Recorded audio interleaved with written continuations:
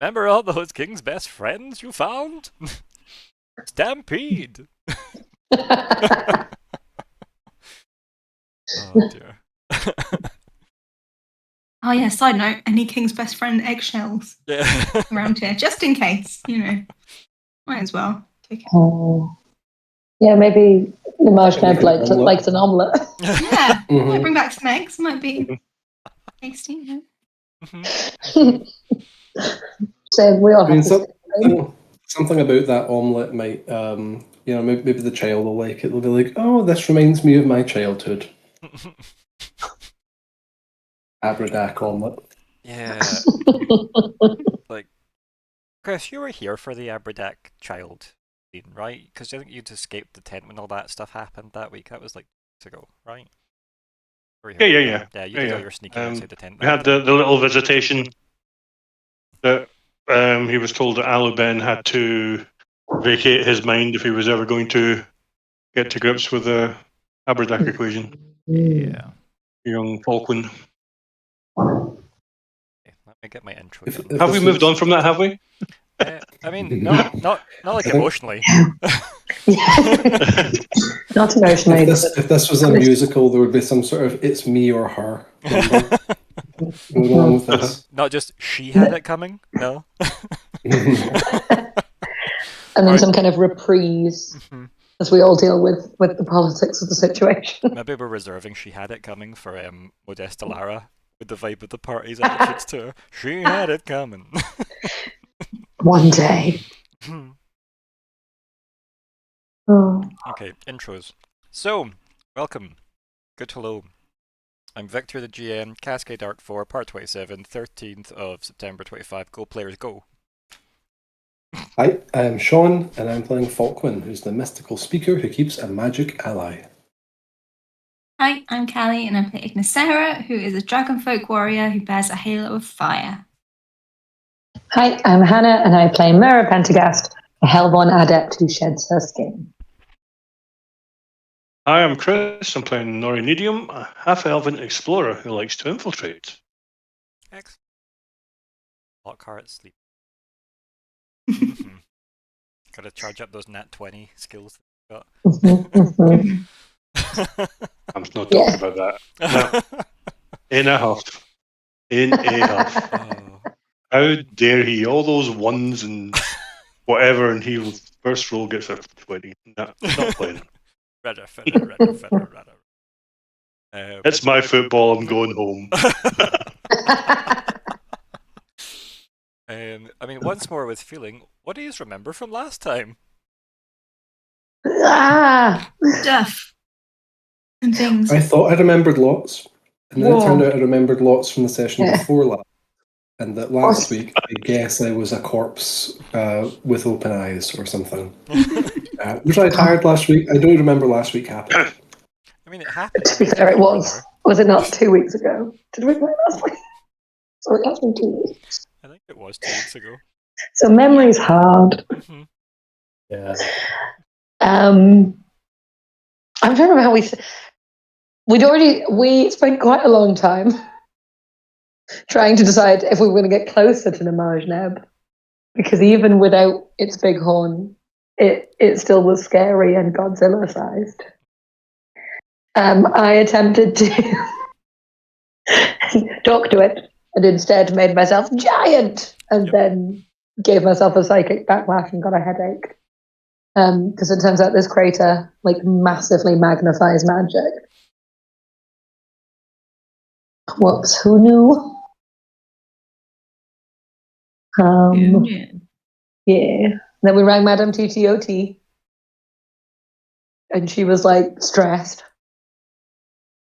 And then sort of filled us in a bit on how important the Neb is to not just her people on the island, but the world, sort of. And before the world scale, it was quite important to their people as well, right? He was kind of their god or something. He was the deity of the islands to them. Yeah. Cultural figure. Very much an influential cultural figure, less god, because the gods are quite clearly defined as Alatan. And for some, But like because there's like minor gods and stuff like Soma, etc. Yes. Yeah, that people worship. It's Nemaj is deified by a lot of the Saurians. But definitely to her, it was very much a case of his island, king. We were basically guests. But also, I'm sure she mentioned that she felt like the Saurians might have originated, as well. Like they're not sure.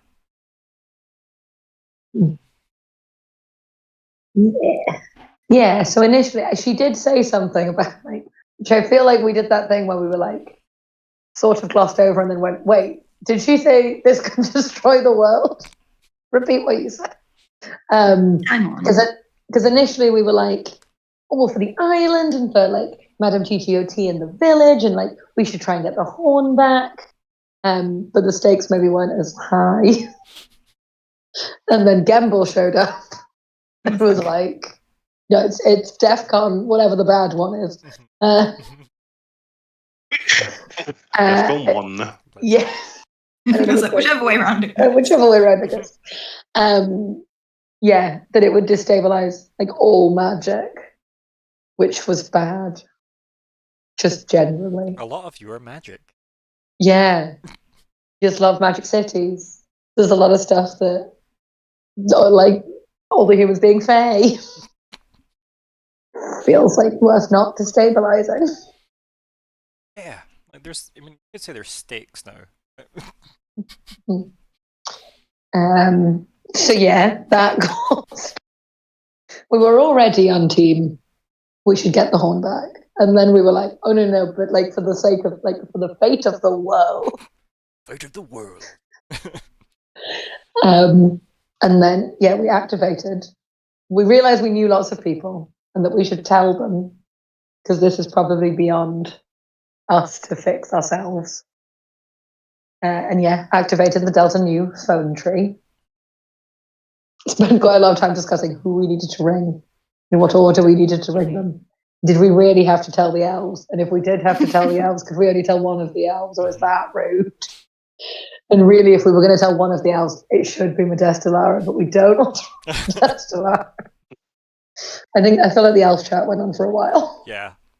I mean, it's important though because you're like, do we want to offend them or do we want them involved? Like, these matter, right? But yes.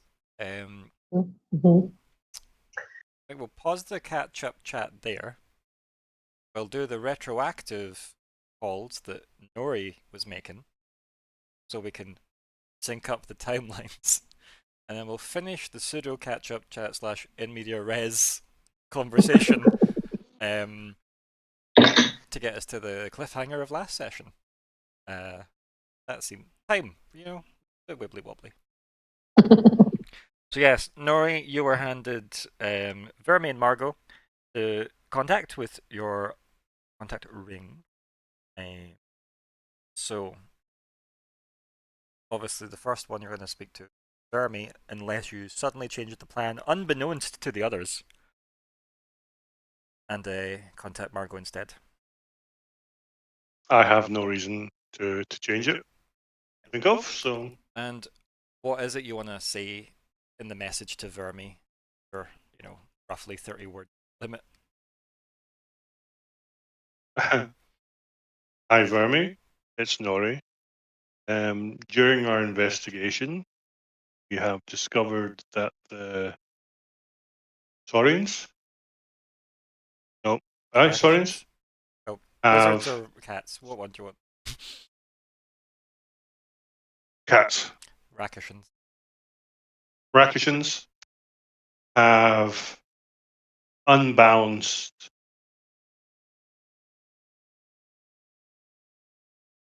the magic of the world, and we're alerting everybody that things may change quickly. Okay. Something along those lines? Yeah. Give me your depletion roll. Oh, hey! The timeline is kind of intact. Yeah, so do you wait for a reply is a good question, or do you just go straight on to messaging Margot after that? Straight on to messaging Margot. Just get everything out there. Is it the same message, or Same will message. you change it differently? Like, hi, Vermi, it's Nori. Sorry, this was for Vermi. Yeah, Sorry, yeah, Margot. yeah. Like Yeah. 4 rolls of the Hi, ring. Margot. Yeah. Okay. The first reply you get back is Mark, and it is just a similar like length message, in terms of like the same type of message. Sorry, that you get back, like a one-way deposit. There's no introduction, no airs for grace. It's just, what the fuck have you lot done now? I was waiting for that. I think we were all waiting for that. And then very poignant ellipsis. And then about 10 minutes later, Vermi gets back to you, and her reply is, yes, Margot said.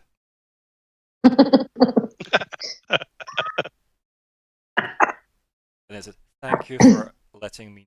I'll see what Dink can. Yeah. It's the gist of that, because clearly Margot immediately went on to phone everybody in her phone tree. You'll never believe what those phone calls are up to now. It's like we're the main character. Just message back Margot and just say, we were just in the wrong place at the wrong time. It had nothing to do with us. You're welcome to if you want. If we weren't here, we wouldn't know. If we didn't know, it would just be a big surprise later on. I mean, we did joke about using that teleporty thing Margot gave you guys to just send Neb there. So I forgot we got that. Have a gift, this giant Godzilla. Look after him, he's important to the planet.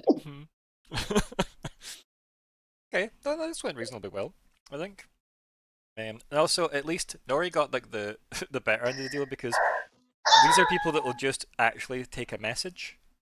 You know, they're not people that feel the need to be like in a direct live call with you, like Sloth. And then the second person you called. I have now realised that I did give myself the shorter end of this stick. In that the second person I called was Pride. Okay, then. Unlike her brother Sloth, who took me to him, she had come to us, and she is big mad. Do you want to maybe like remind? Are we remind our chat of what Pride said to you during that phone call? You know, Hannah very very eloquently crossed the situation, and Pride dissected it slightly different to how yous have. Remember this, Hannah? I can give you the prompt, which is especially the fact that we called it DEFCON Sloth. Oh yes! Oh God, I've forgotten that bit as well. Oh, I think that was just too much stress. I blocked it out of my head. Yeah, Pride pointed out that her brother, who maybe has a habit of using quite big, powerful magical items for his own ends, like to create his own little worlds, now has access to a giant, powerful magical item. Which we hadn't really thought about. Because like, it's Sloth. We love Sloth. He's adorable. He is one of the 7 devils. And like was the leader in the Fey War. And like his whole thing was creating a world that they could go to. And he also now knows that Brannon L is alive. Yes, we also told him that. Yep. We haven't told Pride that though. No. So, and I feel like yeah. The only person you've told is Sloth. Yeah, it's the only person he's, I believe. Yeah. Yeah. So that's what happened. And Pride's immediate reaction was, "Where are you?" And then Hannah sent best she can, like like Myr'ra's location, and then that horrible screaming in agony portal sound that Pride has opens up because of those 2 lovely poor Helborn gentlemen, or Barlen gentlemen, I guess. Pride steps through, and I think just says what the actual fuck as well, as she cliffhangers the session. So yes, that's where we are when we open session. It says Pride, hand on hip, tapping her foot into like the I guess stony underground, and the portal like backlighting her, silhouetting her. Just her really real voice cutting through everyone. Like, what the actual fuck are you up to?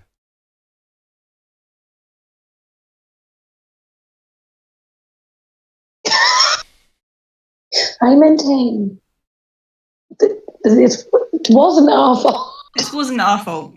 And Okay. it's good that we're here, because otherwise we wouldn't have known. Well, it's certainly not my fault. No, and it is our fault that's lost on the boat. Like, that is on us. We maybe made him quite excited about boats.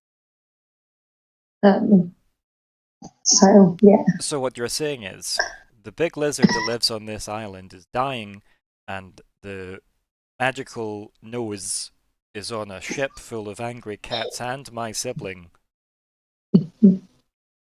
Sailing off to who knows where. I think they're going to the seat of the sun, but Well, of course they're going to the seat of the sun. Where else would they be going?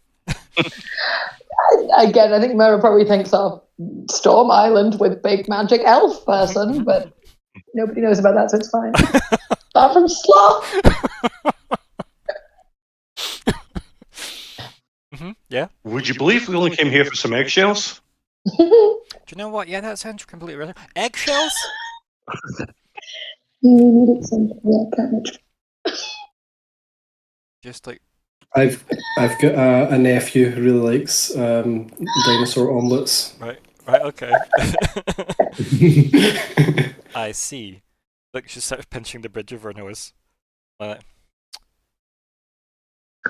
What are you doing now?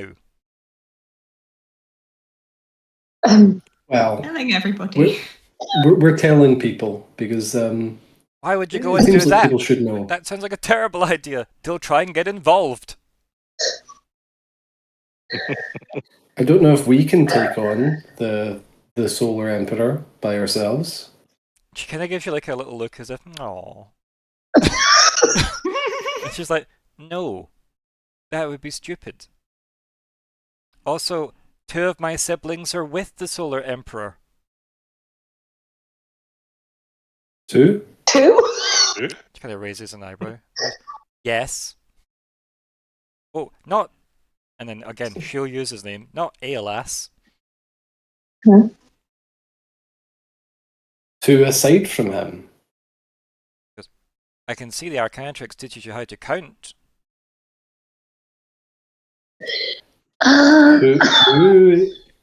Who's with the Solar Emperor?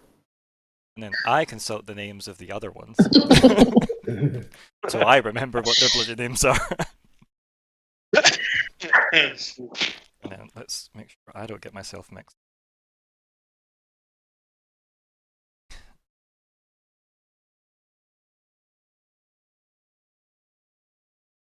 Brain, please catch up. Please stand by. Oh, we speculated about this ages ago. Ages ago. Yeah. Okay, so Euben and Eilun.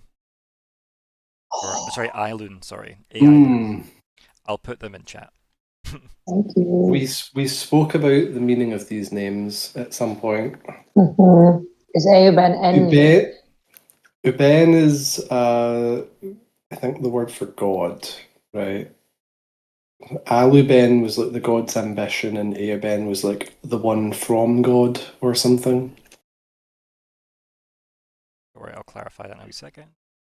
Up in these. I need more red wool. No.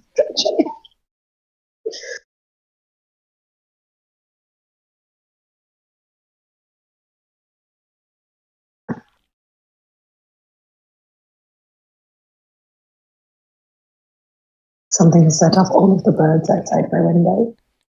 I'm like, what's happening? There's no birds in Cathay. Yeah. Ah. It's true. And I'll pop in just Pride's name since it's probably worth putting as well. So it's here.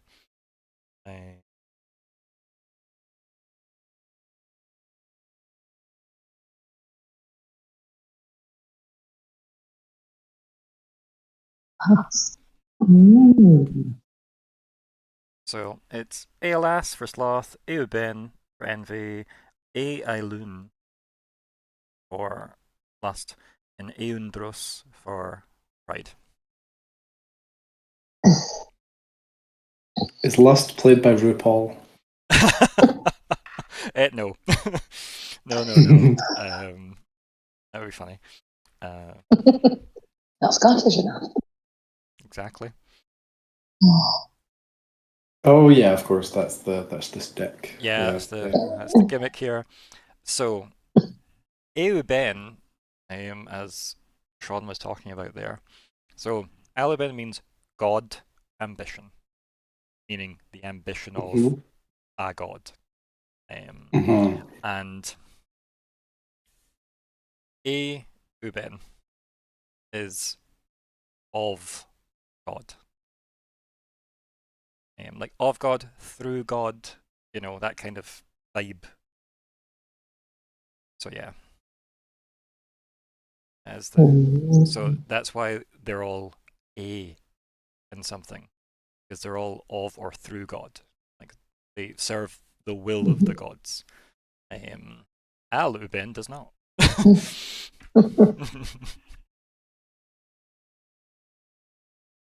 You can kind of maybe see why that was like a name dubbed on her as a kind of, bit of a kind of slur almost.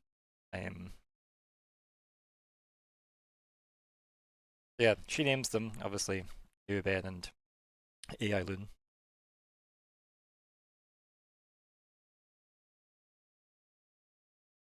I was going to say, yeah, Myr'ra would definitely recognise Euben because that's her line. Because that's who Grandma made a deal with. So. Yeah. You know why the others are on the boat? Like she goes, am I talking too fast? My siblings buggered off across the expanse sea years ago. That's why they're not seen now. They've been with the Emperor and the cats for decades, if not more.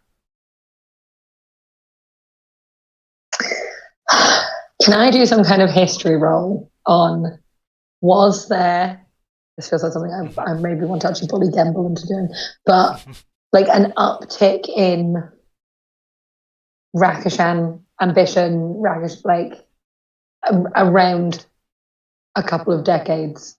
You could definitely do a roll if you wanted to involve gamble. Sure, you could have some help with that as well if you wanted.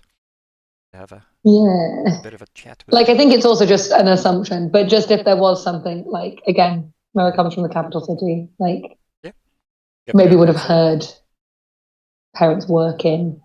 Okay, history. I suppose it's not magic law. It's sort of law of the underworld, but not really.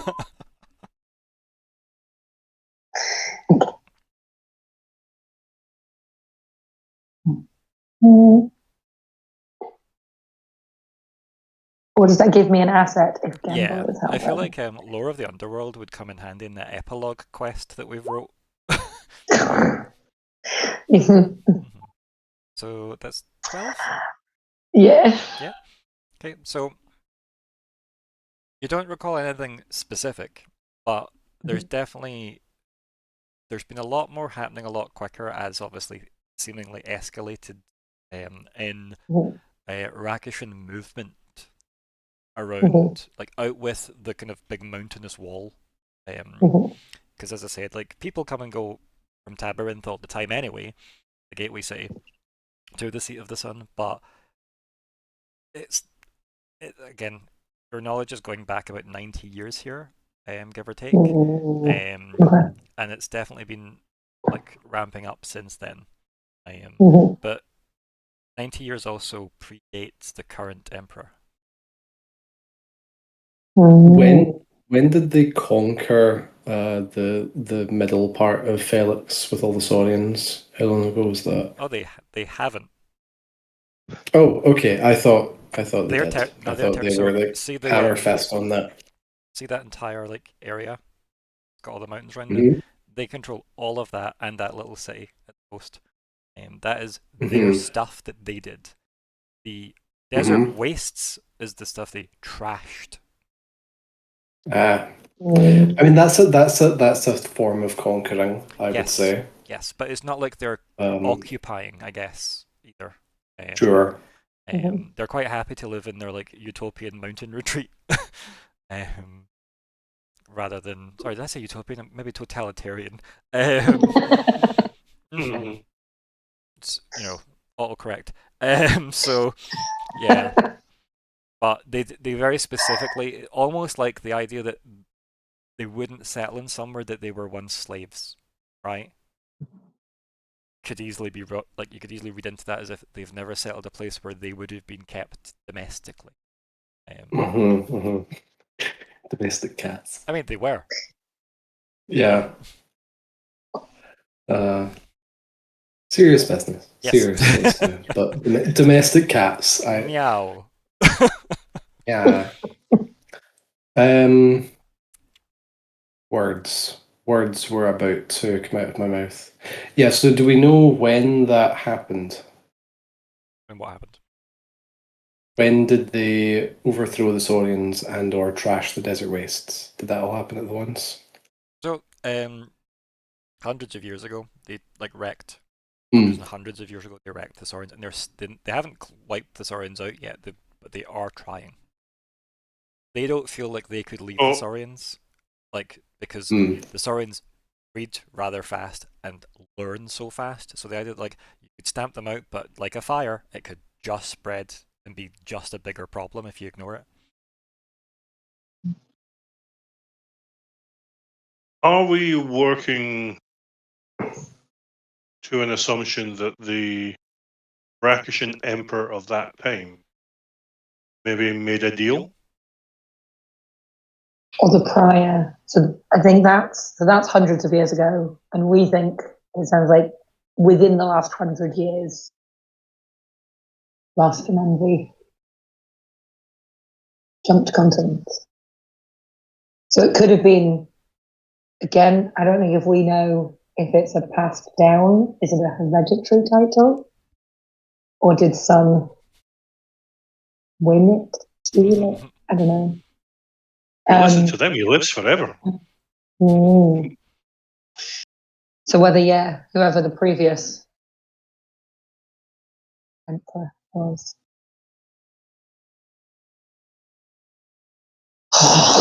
Speculation. Addressing Pride now. So is there a charitable reading in which Aelas is just going to visit his long-lost siblings? There's a look of utter disgust on her face, and her mouth's hanging open, but she doesn't say anything yet. You can clearly tell she's processing. And she goes, "No," is what she says, because that would imply that Eoben and Ealun would want to see Aelas, and I can't imagine a century from now them even thinking that. Aha, so relations a little bit sour between them and the others. He is the reason we are or stuck just with here. ALS. So specifically with ALS. People are a bit fucked off with him. Wouldn't you be? We're trapped. Looks around. There's a sneer in there. At the beautiful paradise island she's currently on. Yeah. Because that's her whole thing was she wanted to get out of. Yeah. Yeah. But she took a more personal route to it versus So, a last slots. as a small aside, Oh. right? As a small aside, I was laughing the other day about this game because I was catching, or who I was catching up, I was catching someone up about just what, like, first arc, second arc, just impact on the rest of the story. I was like, I've never really thought about it in like a kind of more abstract context, but I love that Pride made sure Loudon's birthday happened. Mhm. Like, it's such a surreal thing to think about. It's like, Pride hired you guys so that Loudon's birthday wouldn't be embarrassed. While she's been Loudon for 2 fucking years. Mhm. And it's like, so did you just like celebrating her birthday? Like, I like all this attention. She's just a girl who likes the party. Yeah, Yeah. girls just want to have fun. It's her birthday. Yeah. So, yeah, it's like the idea that Pride actually was helping a situation because she didn't need to fix Loudon Hall at all. Yeah. I love, like, it was I know just. we'd almost dashed her hopes. Oh, yeah, definitely escalated terribly for her. But I mean, here we are. Yeah. Yeah. Mm-hmm. But anyway, aside. Right, it's like, no, I mean, what are we actually doing? Like, what's your plan to stop this mess, this big lizard? How do we stop it dying? How do we get the crystal back?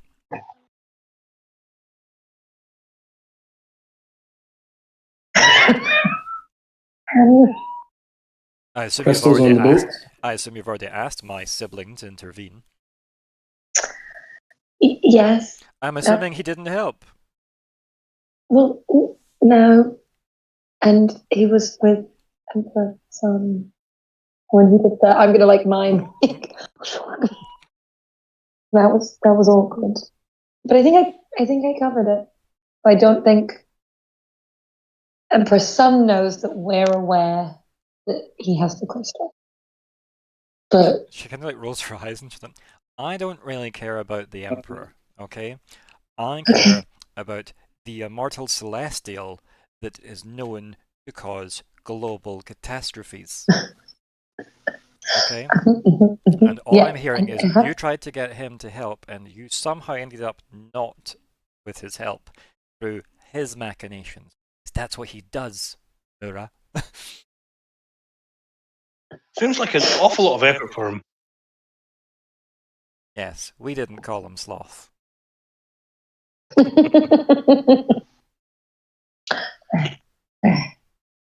can tell she says that with a bit of disgust, right? Like, you can tell she's not the biggest fan of those names. Despite embodying it perfectly. So- Like. Oh. Oh, good. No plan. I see. Well, we can sink the boat. Try to. Okay, good. How do we do that? The boat should be passing quite nearby to the wizard Malmanis's island. So, I don't know how good Falkwin's geography is, but that boat is tiny on this map. It will be passing nowhere near that island. I mean, in the global scale, yes. Okay, I see. Obviously. Sure. But it it's heading in that direction. Okay, so that was maybe me just chucking an idea at the wall. Yes. The idea was, what if we involved Branonel? I mean, you could Well, still do that, yeah. Yeah. I do think that basically our plan was tell all the important people and then ring Tyrell and Branonel and try and get them to fix. So, and we kind of can't mention. We can mention Kyrol because she knows about Kyrol because of all of the Iron Lords. Yeah. She stabbed him. She stabbed him. It's terrible. What's that song from Into the Woods? It's yours. It's yours. Come in. Yeah, I think our plan was Yeah. Get crystal back. Fix giant lizard. I don't think we had more deaths. Yeah. I mean, I so think it was hope someone in the phone tree knows what to do, because we don't know what to Yeah. do. Yeah. Oh, Did it's we actually nice of establish? her to assume we have a plan. That speaks well of her respect of us. Did we establish whether it's something special about Nemaj himself that kind of manages and like attenuates the crystal or something, like, you know, Like he's a something switchboard about operator. yeah, Yeah. like is he the special thing here, or is it just that the crystal has a host? I think. Oh. I don't think anything else would be big enough. Based on. Can we glue the crystal to someone else, or do something else with it? Pretty big. You'd have to have a pretty big ambition to want to take on a crystal of that size. you see through me. And like all I could think this whole time was, I bet Aliben wants to eat that. I mean, I think last week she said she did. Or last session. Mm-hmm. Pretty sure she's Yes. like, Yeah. I mean, yeah. I wouldn't Right. hate getting my hands on that, but also, it shouldn't. You need to fix this. We shouldn't take on the Solar Emperor, but also you know 100 people. Please phone one of them. Like, yeah, I think that was her input last week. But yeah, I think definitely Aluben would love to at least interact with that crystal, if nothing else, right? We know that. Like, that's the point. I'm trying to like even imagine a different universe. She wanted some of the little ones to begin with as well. As for our plan, Gamble returns, clearly having contacted obviously his list so far, and he's like kind of like chuckling. And he just like does that kind of like nod to like you've met a colleague in passing to Pride. Pride just like rolls her eyes and like waves to Gamble. She goes, "So you're not dead, woohoo." And then Gamble's like, "So sorry that took longer than expected. I figured I'd phone the Arcanatrix first, or contact the Arcanatrix first, and let the the current Grandmaster, a bit like sore about that, the current Grandmaster, so that she can make preparations. And then I couldn't get Quilburn off. Just rambling on. Sends his love gestures to you, Ignysera. But yeah, he I mean, he didn't sound worried. He just sounded really into it. Yeah, that sounds about right. Yeah. I heard him possibly break his desk by thumping it, and then saying, "Finally, something to do." Yeah, I don't think that's the first desk he's broken. No, I don't think so. No. Yeah.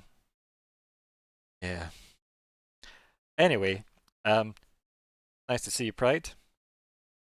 Just doesn't say anything and like shakes her head as if, "Oh my god, why am I still here?" And then looks over and goes, "We were just discussing the plan that we all have formed to stop, my sibling from blowing up this world again." And Gamble's like, "Oh, yeah. Oh." Like he's finally put that together. Like, So right. Oh. He looks at you, Vulcan.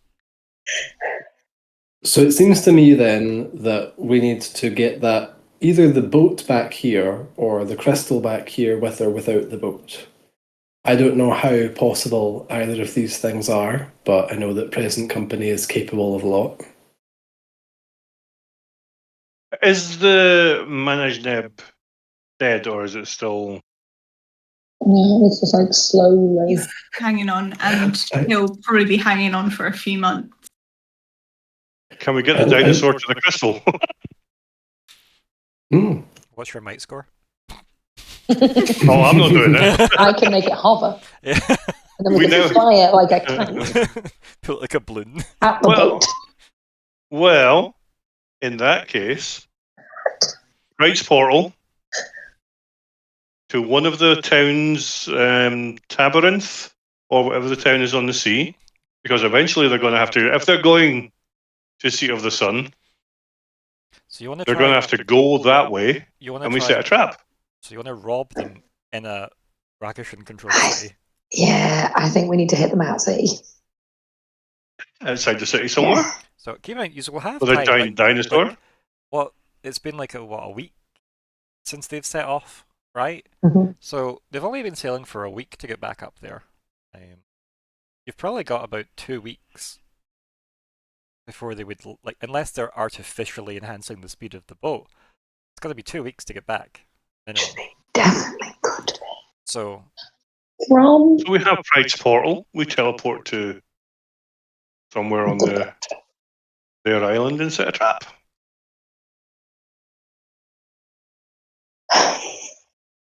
We could port onto the boat and I think we want to try and take over by force.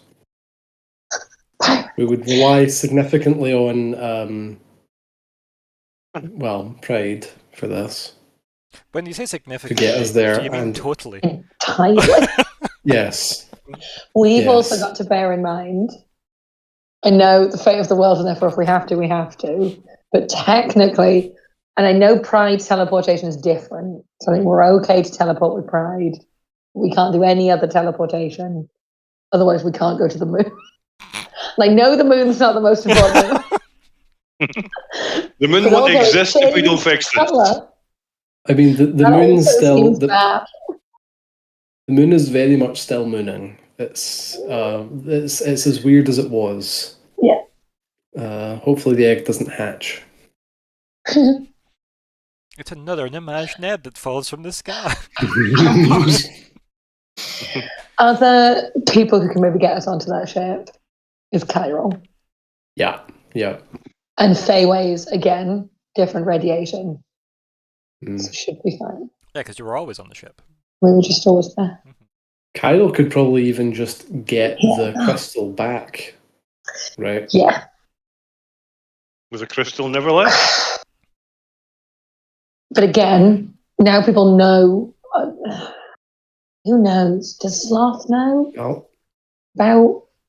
It depends how much attention he paid to anything happening in Cascade City, which it could be nothing. Like he could have paid no attention, or he could have been machinations actually paying all the attention. Whether or not this clears it up for you or not is a different story, but he knew Gamble had faked his death. He knows everything. But even Gamble has no clue how he knows that. Like, yeah. Which means he probably knows about Chiral, because we got arrested and like Chiral was outside the city. And like he was involved in the Fey War, so yeah. I think Chiral is our most effective ally in the short term for just snap fingers, crystal never left. But I feel like the consequences of that are potentially gigantic. Because all of a sudden, you've got a Fae essentially committing very serious interference with the, maybe not so lawful operations, but the operations of one of the big superpowers of the world. However, as far as anybody knows outside the people who are aware that we're mates with him, our continent is also against the Fae. So it possibly makes Chiral's everyone's common enemy, but it doesn't necessarily instantly point fingers at Kale. I think if Chiral fixes this for us, global politics will suddenly become a lot more heated, maybe in a different way, but I think things will just be more fiery and more tense. I think Serifane will re-refer us to the island. The Rakishans what have does a crystal. Think? The Rakishans have a crystal that's about to destroy the world, and we're still worrying about world politics. I know.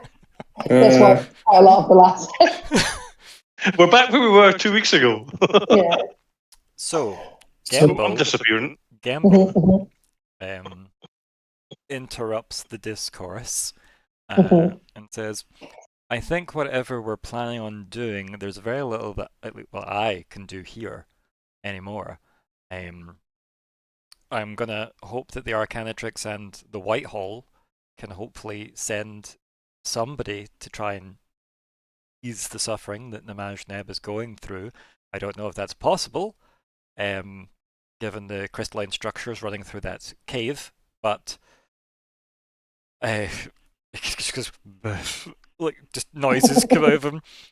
He's like, but I have to try something. It's gonna be a bit of a shock for the Arcanatrix when I resurrect myself by returning, but I'll be doing that pretty damn soon before the evening done tonight. I'll be returning to Kale. I'm assuming you are all coming with. We look around at the group. I don't know. It doesn't feel like we're a massive use here currently.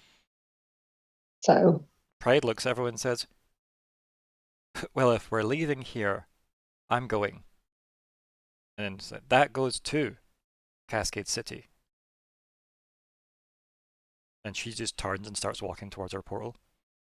And over her shoulder, she's like, it won't stay open forever. And Gamble's like, oh, can I hitch a lift? Like, even Gamble's like, I'll hitch a lift. Yeah, we can yeah, I think we go. And the Saurians checked on out, their way?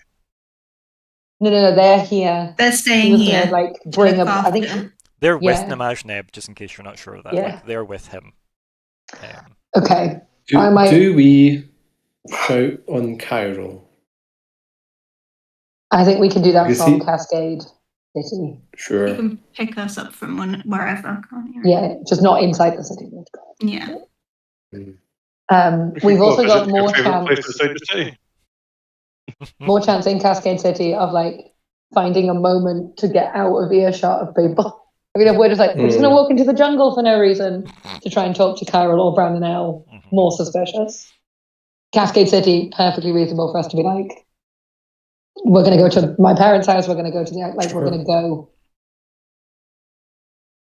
But I think we should maybe run and say bye to Madame TTOT. It feels rude to just leave. She is several days further in. Remember, you just came out to do stuff away from the caves and whatnot.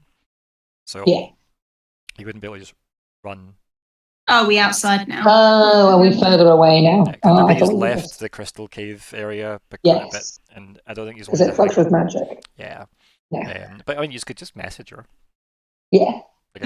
We're out. Peace. Yeah. We're sending help. But by the way, just look around his den for some eggs. You can see some eggs. Keep them. We'd really like them. Thank you. Yeah. Thank you.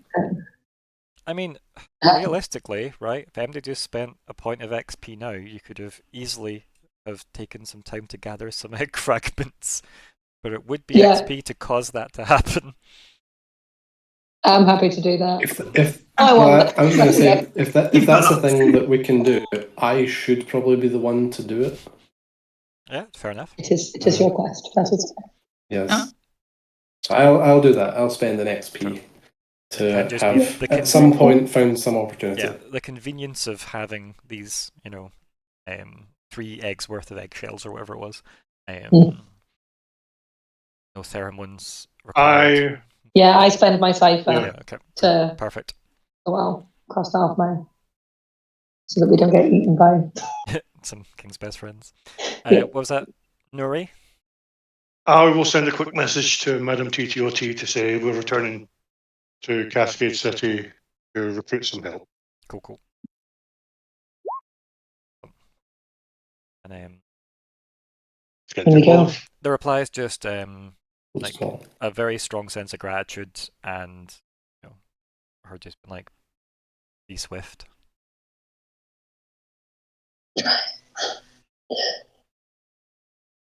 Yeah. And then go through Pride's portal? I guess so. I know. Again? Oh. Our air miles have to be so good. Mm-hmm. If Endo was magically tracking you, like the board. Yeah. Like a Strava. Yeah, so he's obviously all step through the kind of swirly portal that Pride has. The like the kind of like humidity change that hits you guys when you like step through, and like the kind of temperature change, and probably the time change as well, and the light levels or whatever. Step through, and the first thing that hits you guys, besides like those like temperature and light changes, like the sound of two creatures just kind of in agony. And it's the two people that fuse to form the portal out of their bodies. And then like after he's all stepped through, shivers looking at that. And then Pride goes to walk off, and he's like, Pride? Yes, you're done for the day. And the portal like dissipates, and their bodies like reform back into two individuals. Thanks, guys. And he just skulks off towards a pub.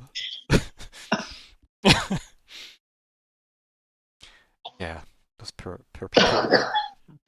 Imagine if their deals were to be like one of the most important aids to the leader of sin or something, and this was Pride's interpretation of that. But I could just have a portal anywhere. No, I've just found I need my own energy. Yep. Oh. I could design it so they absorb the radiation themselves. Yep. So yeah, these are in. Need to remember that the devils are technically evil. So I'm bad at that. Yeah, They're so delightful. It's so It's the best fun. kind of I evil. love them. Delightful evil is the best flavour of evil. Can't help it, they're also charismatic. He was very charismatic. Sorry. That's okay. Oh. Other people that were on your list, by the way, we did have our favourite KT. He was on the list for the phone call, but I don't know where he ended up in the final draft. It was to inform separately, just like after everyone much. I forget who his favourite was. Was it Nori or Lockhart? Lockhart. It's not that he disliked Nori. Apart from me, he likes my blood. Yeah. Apart from the little taste of blood that he had in me. Yeah. Well, you present a really interesting mystery to him, right? Like, yes. Whereas Lockhart's just a challenge. I do think we can maybe now get out of telling all the elves. Because either we can just like run a message up to the table itself, now we're back in Cascade City, or they'll show up and just talk to us. I mean, I think you understand that Margot has probably told everybody that needed to. So true. Margot's taken it off our plate. Yeah. Bravo, Margot. Yeah. Will Modestolara be miffed that you didn't personally message her, but seemingly everyone was like, oh yeah, we all got messages from the Ek crowd. I'm just going to tell her Falkwin didn't want her to know. Yeah. Rude. Oh dear. I mean, I think Falkwin's probably quite nervous about potentially getting too close to Modestellara's mind, considering how there are now two elves inside his. She didn't notice Aluben before, but you know. And for a reminder for everybody, Aluben ballsily stood in front of Modestellara with her like wind on her. Oh yeah. And handed her one of those like the second soul gem thingy that you guys had thought you gave to Sloth, but she stayed behind and took back from Sloth. And Modestellara released both of them just by crushing it. Yeah. And she didn't seem to really interact beyond that. So, and considering we know now that Modestellara killed Aluben. There probably aren't too many gold leaf executions that go on. Yeah, like the very few exiles, considering they exiled all of themselves from, this world. But yeah, You could have. I mean, you know how risk-taking Aluben is now. If she thinks the payoff's going to be worth it, she'll take a massive risk. So the idea that she would then just be like, maybe I should test my ability to hide in front of the one person that, you know, Yeah. it seemed to work.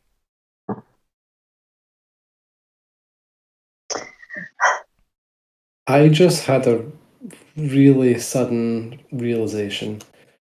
So you know that I sometimes think a little too mechanically, and this is sometimes to my detriment. It just and one of the ways this has been a negative is in the aftermath of finding out Aluben's maybe a bit parasitic. I was thinking, but wait, no, Aluben's the source of my power. This, like, sure, on a story level it's cool, but on a mechanical level, like, can I really reject her? But what would that mean for my character? What would I like become? What would happen to my abilities? But it just struck me. I could still be keeping a magic ally. Hmm? It just could be a different magic ally, a more iron flavored rather than golden flavored magic ally. This is just a realization I had just now. As you welcome to know. Yes. What I also enjoy about that is how warlocks work in this world and how warlocks work in the world of D&D. I feel that's a very common warlock experience of going, wait, I think the person I'm working for is evil. Shit. Maybe I should make What do I do with that? a deal with somebody else for like Yeah. similar but different powers. So I have equity, but I feel better about going to bed at night. Or I'll throw out there, just commit to working for the evil dragon. Yeah. It worked well. Yep, true. I didn't kill any moons, it's fine. Yeah. Decisions. But yeah, you are now in Cascade City. Welcome back to Kale, everybody. We always were. No, not this time. But we're here as everything's about to Cascade. Dun. Is Pride sort of like striding off? Yeah. Is she like? Do we want to like just let her go, or do we want to do some kind of? We're gonna go take a like. She'll know what we'll like. I think we just let her go because we don't have a plan that we can tell her about. So yeah. I mean, so I feel like touch. so my feeling at the moment is that we should contact Cairo as soon as possible. Having considered it on the short trip over, I feel that endangering world politics is a reasonable price to pay for saving the fabric of the world. Yep. Yeah, I agree with that. Yeah, that's fair.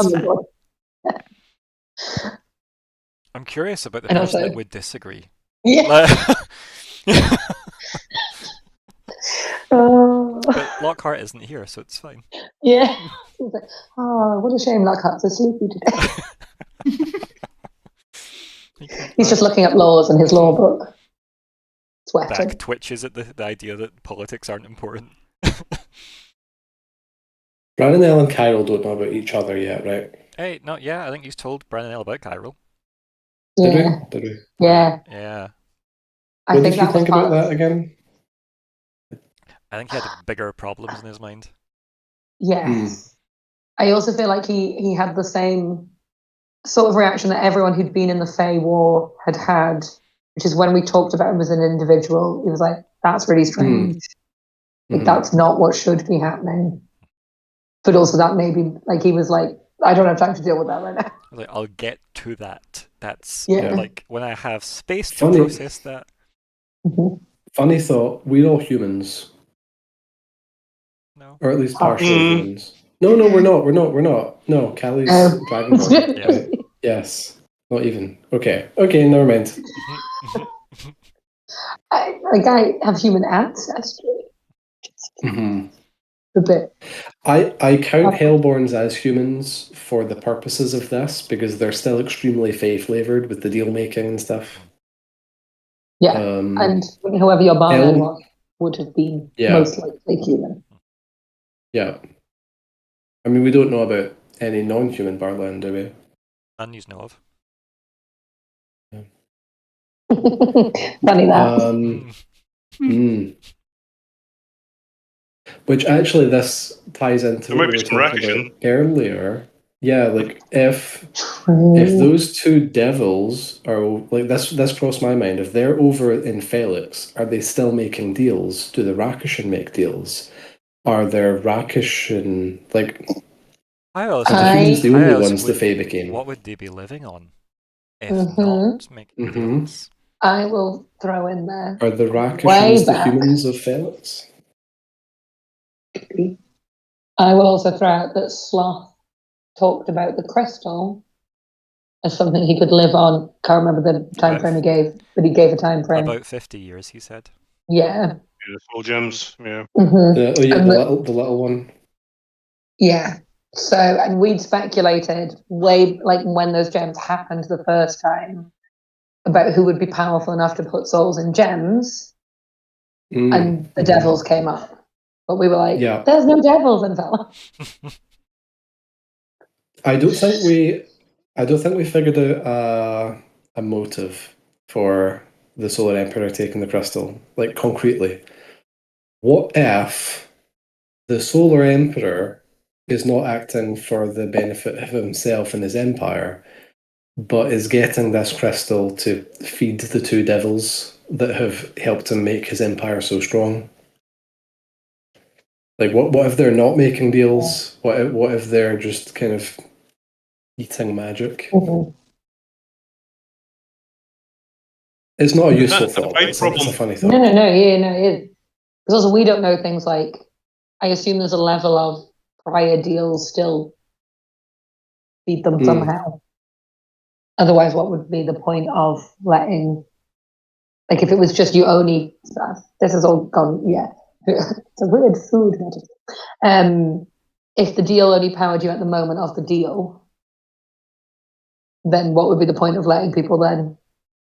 Like once people have made the deal. So, and people are definitely still connected to their Ballad and Falkwin because somebody talked to, I'm going to say Lockheart, when we, and by we I mean ambulance. Yeah, like businesses have had this figured out for decades. It's all about the recurring revenue stream. The multi-level marketing scheme.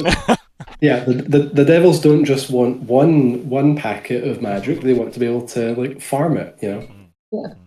Oh, they've got eternity. The Don't ultimate worry pyramid about, scheme. you know, they gotta make sure they've got their generational wealth for themselves set up.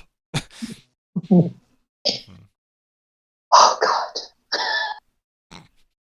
So while debating whether or not Chiral is being called upon, I'm going to turn to Falkwin and Myr'ra and ask them: is there a place that I can get an artifact recharged? And does it usually cost? Yes. Location anywhere, or should I just knock on the door and ask? Guess it would depend who we ask. And the answer about costs would be if you want it professionally done, it's costs. If you want to contribute to the further education of young wizards, then it's free. It's just like getting a haircut by a trainee. There's no guarantee you'll be charged. I think it is worth us going to the Arcanatrix anyway, just in terms of like I've got a cipher spot free, but we could try and get something. Yeah. Boat finder. I should certainly speak to Sira as well. And in your last quest? About so many things. That's exciting. Also, sorry. I do feel like we should speak to Kyril sooner than later, but maybe speaking to Kyril will set in motion some events that we will not be able to take a break from. So maybe we should deal with little things Wait a minute, Sean, first. that sounds targeted. Are you implying I would snowball some narrative? No, I just I just mean I can foresee a future where Kyle Feyways us halfway across the world, and we get thrown into the thick of it and have shit to do. So we should maybe prepare for that possibility. I mean, keep in mind, Get all our ducks in a Myr'ra row. got an invitation. Yeah. Assuming that my astral projection actually looks like me. Just a Maybe big, I'm just like a ball of... it's like a crow avatar. Yeah. Little chicken crow. Yeah, I think I looked a bit. I was also going to say, I think we should go to the Infiltrates. Because they still have the weird crystals. Just all in a box with Mastered Well, weren't they? Mm-hmm. And they basically have a warehouse full of thousands of them. Yeah. What would that Because do I'd when quite the like... magic goes wonky? I also want to look at them from the perspective of, are they from Dinosaur Island? Like, are they crystals like we, like refined versions of what we saw in that crater? We didn't get a chance to hack up any of the little ones, did we? Or did we? It was advisable that you didn't do it without some level of expertise, because it could then explode.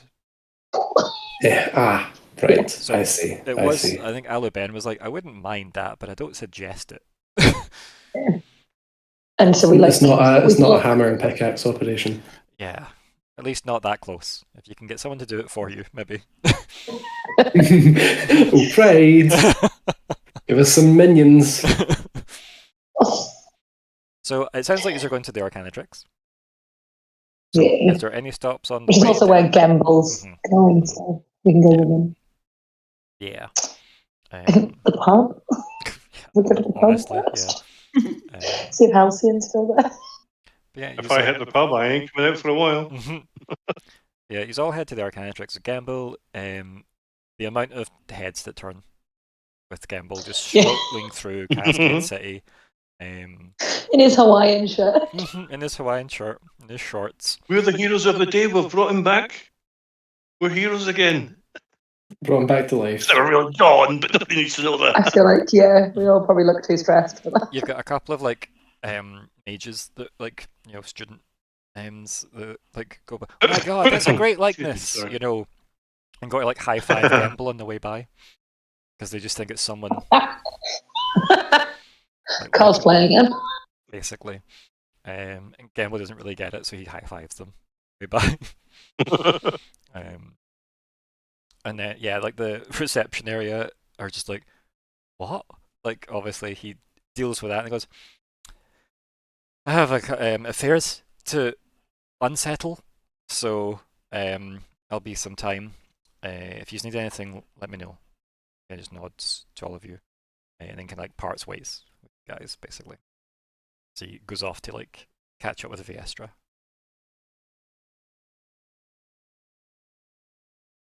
Viestra is that what? I think it was an N. I think it was Amranth, maybe. It could have been. Yeah. I might be misremembering. I wrote it down somewhere. Amrinth. There's an M. A-M. Amrith. Yeah. Amrith. I remembered something. Viestra Amrith. Yeah. Okay, cool. And yes. What's the plan? Who are we speaking to first? Are we heading to Siraz? Sure, I can speak to Sierra first. Yeah. You all heading that way? Are you heading a different way, Myr'ra? Do I want to go? Should I take Nori to try and get his artifact? Sure. Yeah. Maybe so that and then we'll maybe swing around and look at crystals. What about yourself then, Ignysera?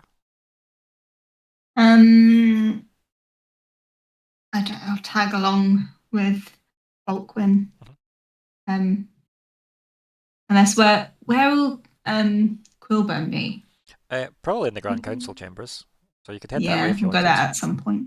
And you could have went that way instead of being here. Yeah. It's up to you. Yeah. What you want to do? Do you want to head there? I'll do that. Cool. I imagine we're all getting summoned there eventually anyway. So. But yeah, so you can head that way as well. So it'll take Ignysera a wee bit of time to get up all those stairs.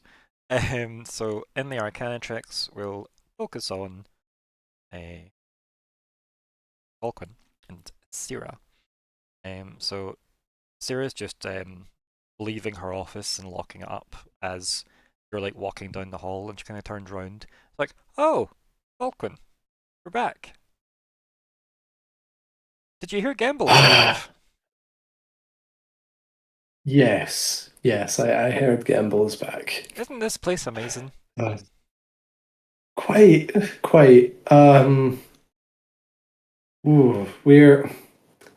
I hope we're even now, because these fucking eggshells. Good grief. Did you get them? Yes. Oh, you can Among have... other things. She like opens her office back up and goes, well, you can have the other half of my sandwich if you want. It's appreciated, thank you. And just nods and like walks into the office, like lifts up the plate with the half-eaten sandwich on it, holds it up and goes, well, where are they? Playfully. I hand over the eggshells. They're probably quite large. And they were probably in Aluben's cottage. Yeah, and like she hands you the plate and just kind of like shoves the plate in her hands, and she's like, "Oh my god, this is great." I hate that I don't even have time to like start work on this yet. Also, thanks for getting the other things as well. I think I said that before. Oh, so much going on. I've been summoned into a meeting with the 2 Grand Masters. We have 2 Grand Masters again. This place, right? Every day is different. But like, maybe a Master Wizard soon. Player agency moment. Yep. I have, in addition to obviously the materials for her research on the Abradak equation, the Abradak kit that was put there by Brananel. And I also have a parchment with the equation written down in ancient Ironroot script given to me by Brananel. I would like to disclose these facts and also give her the parchment. This would involve telling her about Brananel. How do we feel about this? You're muted, Hannah. Yes, sorry. There's suddenly a party going on beside my window. I was trying to make sure I wasn't reading it. Is there a way to tell her without telling her about Brananel? But again, if you want to, it's you're entirely like you have that knowledge to share. It's a big. I think Brananel is the big Jack in the Box. That's kind of the whole group's thing, and maybe Hannah's more than others. Everybody. So, yeah. I mean, okay, sure, all of us, but Myr'ra's got the most personal connection with Brananel. Maybe also Falkwin's up there now because of the. That was like in your head. White lie with the parchment would work. Just say, well, we were on Dinosaur Island. We met Saurians, and they had the parchment. Because they were the other ones who were like on with. I think like in you could different get away arenas. with burying news here. You could be like, oh, so we got you these eggs. Well done, happy times. We're even. Also, you might owe me now because I have the Abradak equation written down, and also the world's gonna blow up because of magical cascade. Questions? No, good, goodbye. Because I do agree with that. I Dump think all of it. dumping Brananel, like name dropping Brananel, they'd be likely to just just be that straw too far. Yeah. But like, so I think I'll tell her about the parchment. I'll tell her about the child in my head, not mention that it's Ironroot, and I'll tell her about the cascade. And hope that the last one suppresses too many detailed questions about the first two. Okay. Go for 1 second. Okay, we have a plan. Yeah, no worries. We'll hold off for 2 seconds. Just. Yeah, I'm gonna go get some water as well, briefly. A second. Could be a good time for a break. Well, I was planning on doing that soonish. But not quite yet. Was my plan at least. But yes, in terms of your artifact to get recharged, are you gonna try and get a student to do it for you, or are you gonna just pay up some money? What's your plan? But this is the thing, we don't have money, so I'm trying to figure out what I can. money's abstracted, right? So what if you got to trade for this type of thing to make it just Correct. hunky dory, or risk a funny roll?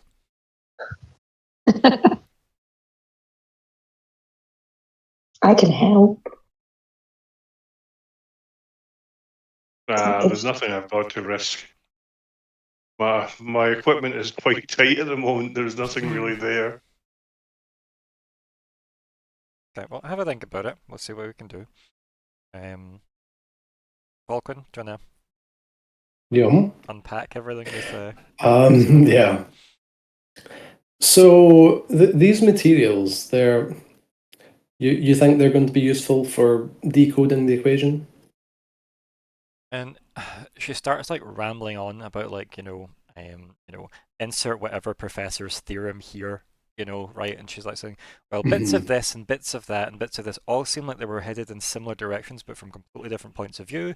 I think if I just combine all of them, but then ignore half of it and write my own other half, it's all going to work out. And these three kind of components seem to always be similar in the nature of the artifacts they have tried to use to keep magic self-sustaining. And she waffles on a lot about magical theorem, which, I mean, you probably follow some of it, right? Some of it's maybe a bit over your head because you've maybe not read every single thing she's read about the subject. But she talks like you have. And at the end of it, she's like, it's very much a case of, so by you getting these eggs, that means I can actually get started, which is great. Also, that bird is terrifying. It's kept downstairs. Glad it's giving you as much pain as it did us. Their agency. Yep. Would Falkwin be after some sort of promotion for having this equation? Moving on. Back again. No, Certainly. that was covered ages ago. Like, she said it was something he could use to get, he'd get credit on her report. She wasn't going to do him out of that. And it means he'd be a qualified wizard. She's getting her master wizard through this. So, yeah, that was all baked in way at the start of... It's just because it's been 27 sessions since I've said that. Yeah. That's why you don't remember it, Chris, because it was 27 sessions ago when I gave you this quest. I don't even think I was there for this quest. God, the house bird felt like so long ago. Oh dear. But yes. The big dwarven cannons that they had to defend against the house birds. The big Ava Raptors, yeah. You can pick up a cart and chuck it. Yeah. Yeah. Yes. So the reason I ask, I'm not sure how well known this is, but we discovered on our travels that the peoples of the past knew the Abradak equation. Reason I was like, well, yeah, yeah. Otherwise, how would we know about it? Okay. Yes. Good. So we're on that wavelength, and for example, the entire city of Sin was built using it. Oh yeah, the Iron Roots pretty much perfected it. Yeah. On our travels across the globe to find these materials, I also came across this parchment written in ancient Ironroot script, which I have it on good authority has the equation written down here. She takes a half step back when you're saying all this to her, and she's like, "Who's put you up to this? Are these even King's best friend eggs?" They are certainly King's best friend eggs. Yes, they almost ate us. Yeah. But see, here's the thing: you didn't take the boat I organized for you, so. We found a more dangerous way to travel. Right. Care to elaborate? She raises an eyebrow. We met a powerful gentleman who teleported us to the island. Risky. Yes. The moon's also turned yellow, and the gentleman was very concerned about that. What is with that? Yeah, We have a whole I department don't- dedicated to that. yeah, I don't really know. One of them said there was like magical deflection, like they can't actually scan it. Player agency moment. Is the Mhm. Fae Queen being there privileged information as well, do we think? We What shouldn't I let don't know is whether how common knowledge it being an Iron Root city is. Because people worship the moon. And we're now like, it's a city that the Iron Roots built. And I somehow, could name drop Master Amblin. yeah, because people know Like, we're interested in him. Yeah, we met him, didn't we? We did meet him. No. No. Oh no, we met Halcyon. Yeah, his apprentice. Yeah. We think Amblin's on the they- moon. Yeah, did Halcyon know there was shit on the moon? No. Like the city? No. No. Okay. The okay. only thing Halcyon knew is that Amblin wanders off and comes back in monthly cycles and rambles about the moon and being busy. Mhm. And is it not that Halcyon actually just wants to be a carpenter? Yeah. And has been bullied into being a wizard. Yeah. Oh yeah, he was gonna make a table for Alabama as well. Yeah. Out of a gold leaf tree. Out of gold leaf tree. Yeah. Quests Yeah. upon quests upon quests. At least we're on the right continent for that one now. Yeah. Yeah. Oh, who knows? Who knows when Mirage? Mhm. Oh no, but the yeah. city. Yeah, their forest's still there in Spooky. Yeah. Mhm. Anyway, in this moment, But yes, Syrah. And Yeah, but we got tied up in all sorts of things. I don't know whether it's safe for me to talk about them. Never mind anything Are you else. gonna get arrested again? Like I want to, like probably not. Probably if not. this paper goes somewhere, I want to put your name on it. I'm not going to put your name on it if you're going to get arrested again. I'm not going to get discredited before I'm bloody credited. The eggshells should be fine. We obtained those in a completely above board way. This parchment, maybe keep that just between us for now. Why? She says very curiously. Well, the gentleman that I obtained it from is someone who I have good reason to believe is able to read this parchment and has personal knowledge and understanding of the equation. Right. So like a scholar of the Iron Roots? Yes, yeah, you could say that. And he also had a unusual ability with which he implanted knowledge and understanding of the equation into my head. Falkwin, you sound like you're going to get me arrested.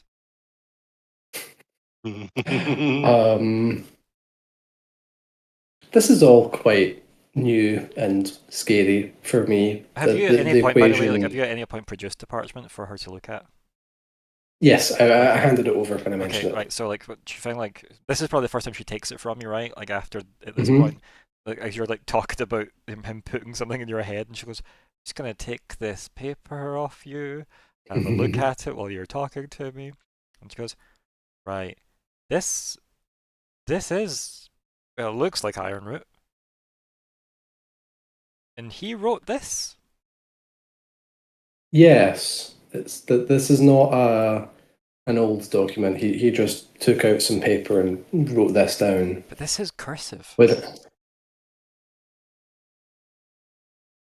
Never seen anyone write in Iron Root cursive. Must have been quite an astute scholar. Opens up a voice kind of catches in his throat. You just say it was Master Dwell. Honestly, I can't read this paper, so its significance somewhat. It became easy for me to forget about, given that we were still trying to not be eaten by dinosaurs. Wait a minute. Sorry, I'm sure that was harrowing. What did this man put in your head? Yeah, that's the other reason that it was easy for me to forget about the significance of this writing, because there's a consciousness, you could say, who I think is the embodiment of the Abrodak equation. I don't really understand it yet. It's Whoa. difficult. This man put a consciousness in your head. Yeah, when you put it like that, it sounds And sketchy. It's about the Abrodak equation. Like, Yeah, so he says. I don't think I can validate this beyond saying that I trust this man. I don't know whether I should. okay. Kind of regretting giving you my sandwich now. But the eggshells, you have the eggshells. Okay. She like panics a bit, like holding the paper like in both hands. Says, what? Um, Well, this sounds like I might not get my master's. Looking at the page and looking at the eggshells. I don't know what I'm supposed to say to any of this, Falkwin. I don't know Is what the I'm supposed equation to in the say room to with any of us this. now? I can ask. That doesn't make me feel better. I just kind of mentally like kind of I don't know chap on the kid's bedroom door or something. I don't know. I don't know like Yeah. what sort of topography my mind has. Yeah. Like, are you there, creepy Abrodak child? You can feel Heliben's eyes roll. Do I feel the creepy Abrodak child at all? No, not like. But you've never felt the child like that way. Sure. And Aliben's like, this has been liberal. That's a way to put it. I don't know whether it is here now. I can't feel it. It just kind of interrupts every so often and talks to me. Sierra just But kind I of can't. exhales slowly and like a bit of like a whistle to the exhale, like, oh boy. And she says, You had to upstage me, right? Like this couldn't just have been no. You can tell she's being I playful. You can wouldn't. tell she's been playful. Yeah. But it's like a defense mechanism because she's clearly freaked out. I'm freaked out here. This. I think we This. have to get you to like an expert with whatever this is. She just waves her hands over you. I really don't want examined. I'm sure it'll be fine. No, because that's what people say when it's about to go absolutely not fine. Mm. No, it's fine. Stay here. Finish the sandwich. Guard the eggs. I need to actually go to this meeting with the Grandmasters. I will be back in like. I'll make an excuse and I'll be back in at least like 15 minutes tops. Stay here. I'm locking you in. She like slowly like backs out the door and just like locks the door. It's like see you soon. Bye. So she, like, you just hear like her like heels, and then like you could just feel Alabama like, well, that went well. Suddenly, I feel like research material. Meanwhile, in the Arcanatrix, we've got Nori and Myr'ra. Another part as the camera like works its way through the corridors that make no sense. So yeah, where are we heading, Nori? Professional or student? I don't have a choice but to go student. I have nothing to trade. I have nothing to. It's going to be another risk. It's either all or nothing at the moment. Yeah. Roll a d20. Roll a d20. Up here. Roll one. Just the one? Just the one. Are you telling us plot? No. Okay. So, with Myr'ra's guidance, like Myr'ra probably helps you navigate the Arcana tricks to, you know, the kind of like artifact division, which ironically is probably where Falkwin spent most of his time. And you get there, and like I guess like Hannah, what's your approach? Are you going to like the professor in charge of the department, or are you going to like a student? Like because there'll be people. It'd be the equivalent of going into like the tech workspace in a high school or whatever, right? There'll be people doing projects constantly. Yeah. Well, it's not I that feel bad. like Myr'ra would know, like, this is the group that, like, yes, they're not the professionals yet, but, like, they're the up-and-comers. Mhm. They're the kids Mhm. that, like, if I needed anything fixed, they're who I go to. Perfect. Because, like, this isn't Myr'ra's department either, but she'll also have had to work with that. Or, like, it's probably one of the things you have to go through Yeah, of, like, some time in the IT wing, yeah. trying to figure out. You need to make a keychain, you know, artifact at some Yeah. point so that everybody's got, Yeah. you know, the basic skills put down. Mhm. And yeah, like what artifact is it you're showing them? Sorry, to recharge. It is the Golden Bloom Amulet that was created by Ben. Okay. Can Kalli give me a D6 dice roll, and can Hannah give me a D4 dice roll?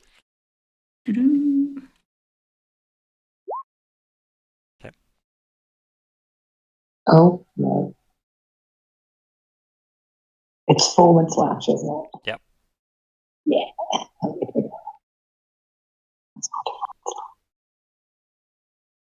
So sorry. That's okay. There it is. Found it. Sudden realization that I didn't even get to tell her about the cascade before she up and left. So it's We'll get to that eventually. Forward slash first. Yes. Yep. Yep. Yes, But yes, forward no, like slash. you could Then, probably assume though, Falkwin, that she's probably on a way to a meeting that's about to tell her there's a magical cascade. Mm-hmm. Yeah, perfect, cool. This is so. I'm going to give this back to Ben in pieces. It's fine. I know. You hand it over, and Yeah. it's a draconic, like a dragonkin that's looking at it. Like fairly youthful looking, like really quite like a young but almost probably gifted dragonborn student. Draconic. I think I've changed their name every single time I say it. The dragonkin, and he takes it from you. Looks at it and goes, "Where do you find a gold leaf artifact?"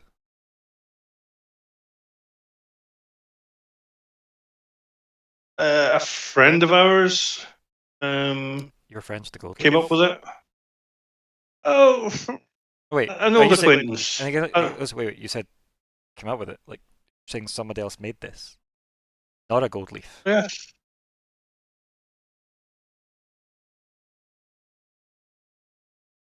If you stole this, I'm not touching it. No, not stolen. It was gifted to us while we were doing some work with the dwarves. So they stole it. And they helped the us. leaves. No, they helped This could be haunted. create it.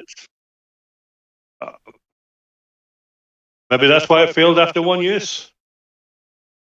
You go. Player agency. Mm-hmm. I think it's okay to mention that we're friends with a gold leaf.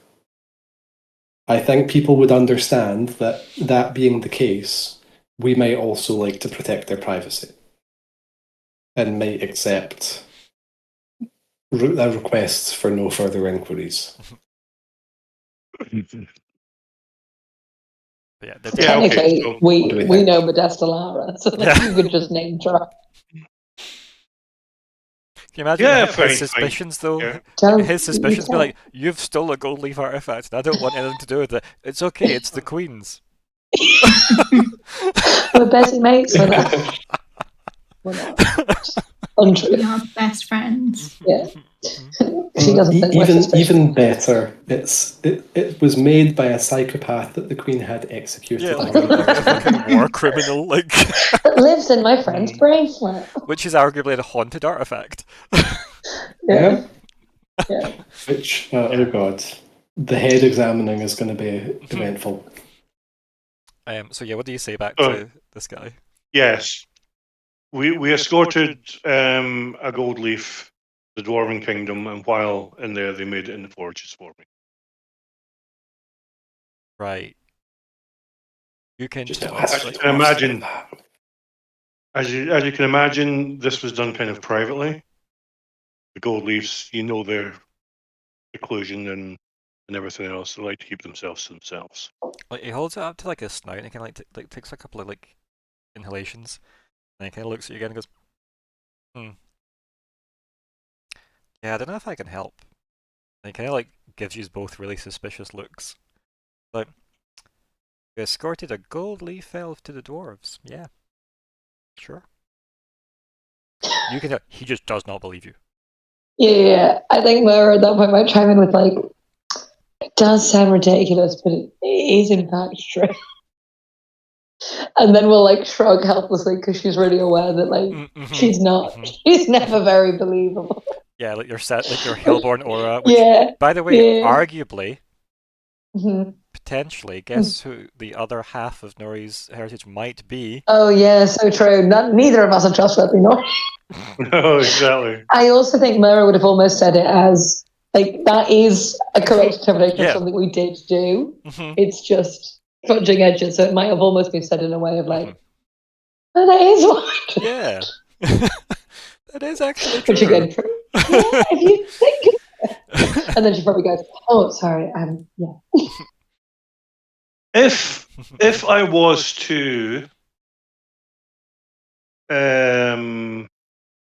give you an example of the gold leaf elf we're trying to protect, the anonymity of, would that be enough to convince you that we have been in a gold leaf's presence? I don't know. Got a couple of projects of my own I can't get done without some, some resources.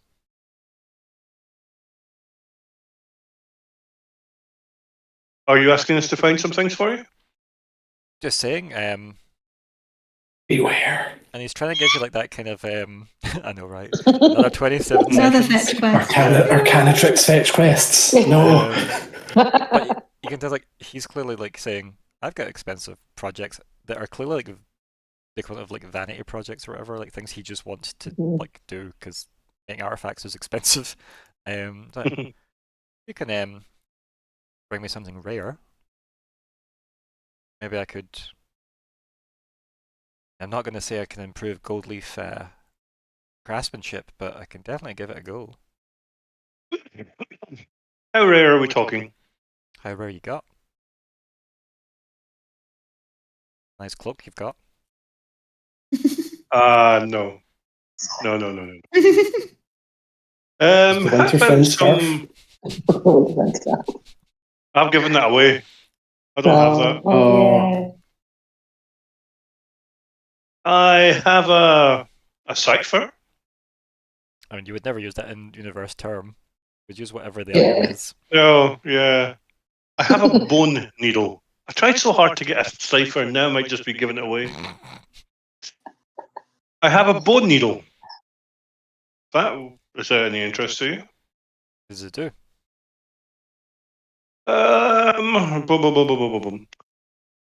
Next minute, when your user strikes an NPC or creature of the cipher level or lower, they can choose to make a second attack roll. Keep reading. Is there not more text after that? If the second attack roll is a success, the target is killed. Isn't it like the They Gom used that Jabbar? against the dinosaur. Yeah, exactly. Yeah. Yeah. If the target is a PC, the character instead moves down one step on the damage track.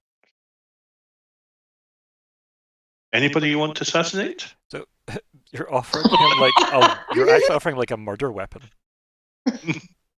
Sorry, a preemptive self-defense weapon. Correct. You know how some wizards, I'm not specifically speaking to yourself, but is your defense magic up to task? If you were Do you ever show put in him a this, by the position. way, or like are you just describing it? Oh no, I'll show him it. He takes a a little step look. back, quite concerned, and like his wings like almost defensively come round like his shoulders and arms and stuff. And he's like, "You're not meant to have weaponized artifacts in the building." He like looks really like really worried. I think you'll find that everything I carry, my friend, is dangerous. Yeah. Please don't take that as a threat in any way. How, We're only here to be friends. how else am I meant to take that? That was the most threatening thing I think I've ever heard in my life. I was Was it- mugged on the way out Myra, of can the you talk? stand. Was it to this guy? Sorry, it's been a really long week. I think Myr'ra at that point, the only thing she can do to help is got a hat that drinks blood. It just look. I think we should go, Nori. I think we should leave. He's like, I don't think we're helping. like, Yeah. I think what you're looking for is like I don't know, a fence or something for that thing. Not Okay, just like shakes his head, like be like, sorry. please forget you know who I am. Yeah. Fair. Kind of shakes his head a bit, and then yeah, you can see like he's muttering with like some colleagues. Okay, maybe we go. Let's go. I'm gonna like try to distract Nori. While that's happening, you wanted to go. Maybe we have to I'll come back to you, Hannah, in a second once I've got to Kalli, and we'll do the crystal stuff after that. So we've got Ignysera, you like head up to find Quilburn. Quilburn is you meet him in the corridors as he's like carrying a whole bunch of like scrolled up parchmenty things under like one arm, and he's marching like quite like enthusiastically down the hall, and just like this big smile as he like just like opens up one arm and just like kind of pulls you into like a big hug. And he's like, "Ah, you brought me an amazing adventure. I always knew you would." Well, not sure if we brought it, but I'm glad that you're enthusiastic. Maybe next time maybe not quite as world ending though, right? Like that's, I mean, it's pretty big. Yeah, I'm excited, but we my can god, try. like you know, I think I say like buggy like, whew. But finally, these maps will come in handy. The maps, yes. Just Yeah. maps of places. But sure, yeah, they'll definitely come in handy. Before we, I don't know, talk about all this world-ending stuff, I've brought you a gift from our travels. And he like looks around as if not in the corridor, and he like goes to the nearest door and just like opens it, and like it's just some random person's like office that's there, and he's like, could you just like leave for like 10 minutes? And they're like, this is my office. And he goes, yeah, but I'm like in charge of somebody that's your boss. Probably. So this like poor clerk gets up and leaves, and she looks very disgruntled. I just kind of say sorry, like whisper sorry to them. You can just hear her tutting, and then he's saying, "I wonder if the canteens get any food left." She like marches off, and then like he pulls you in and like closes the door conspiratorially. It's like, "What'd you get me? What'd you get me?" Well, interesting.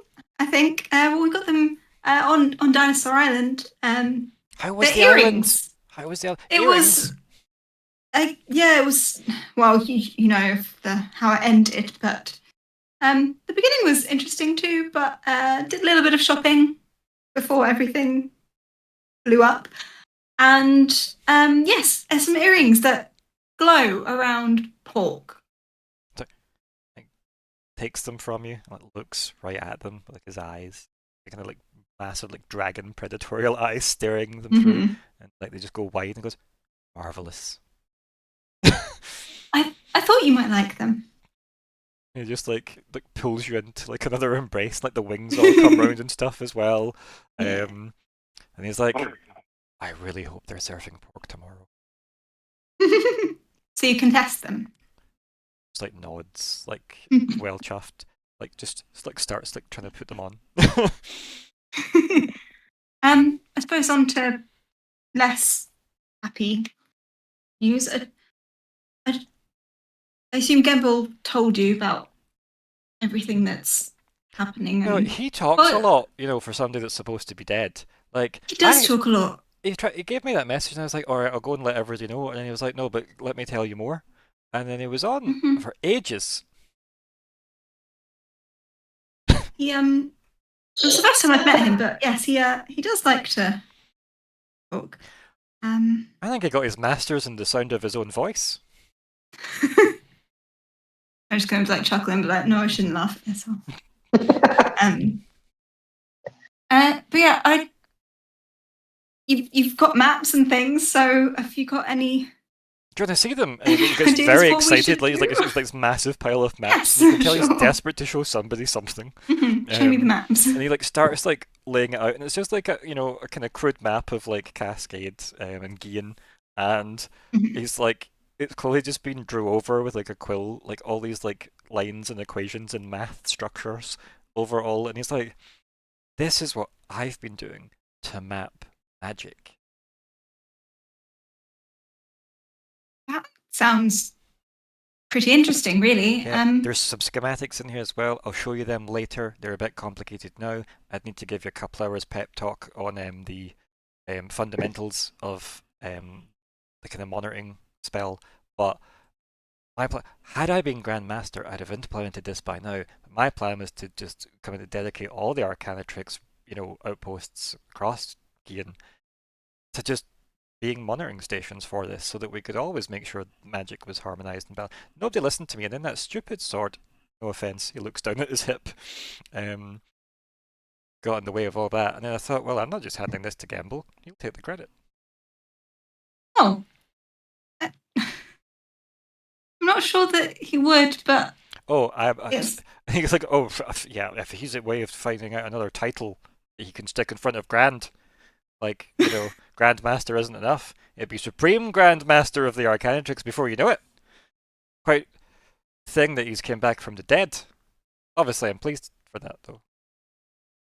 Well, I don't think he ever, was dead, so just more. You don't say. What?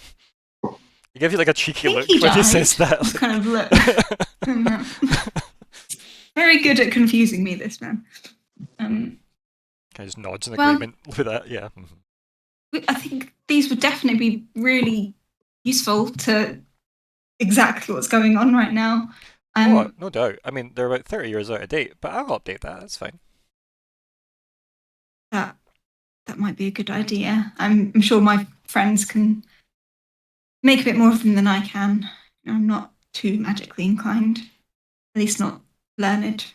Or are your friends coming to the meeting as well? Meeting? And you hardly think you're going to drop a bombshell that on us, and then the table isn't going to meet. Come on. Yes, we did think that you might do that. So there is going to be when's the meeting? Is it soon? Actually, already late to it. Oh, I don't suppose you have any way of contacting my friends. I don't have any way of talking to them at a distance. Take note. Oh. No. What do you know? Leave that with me. I'll fix that. Oh.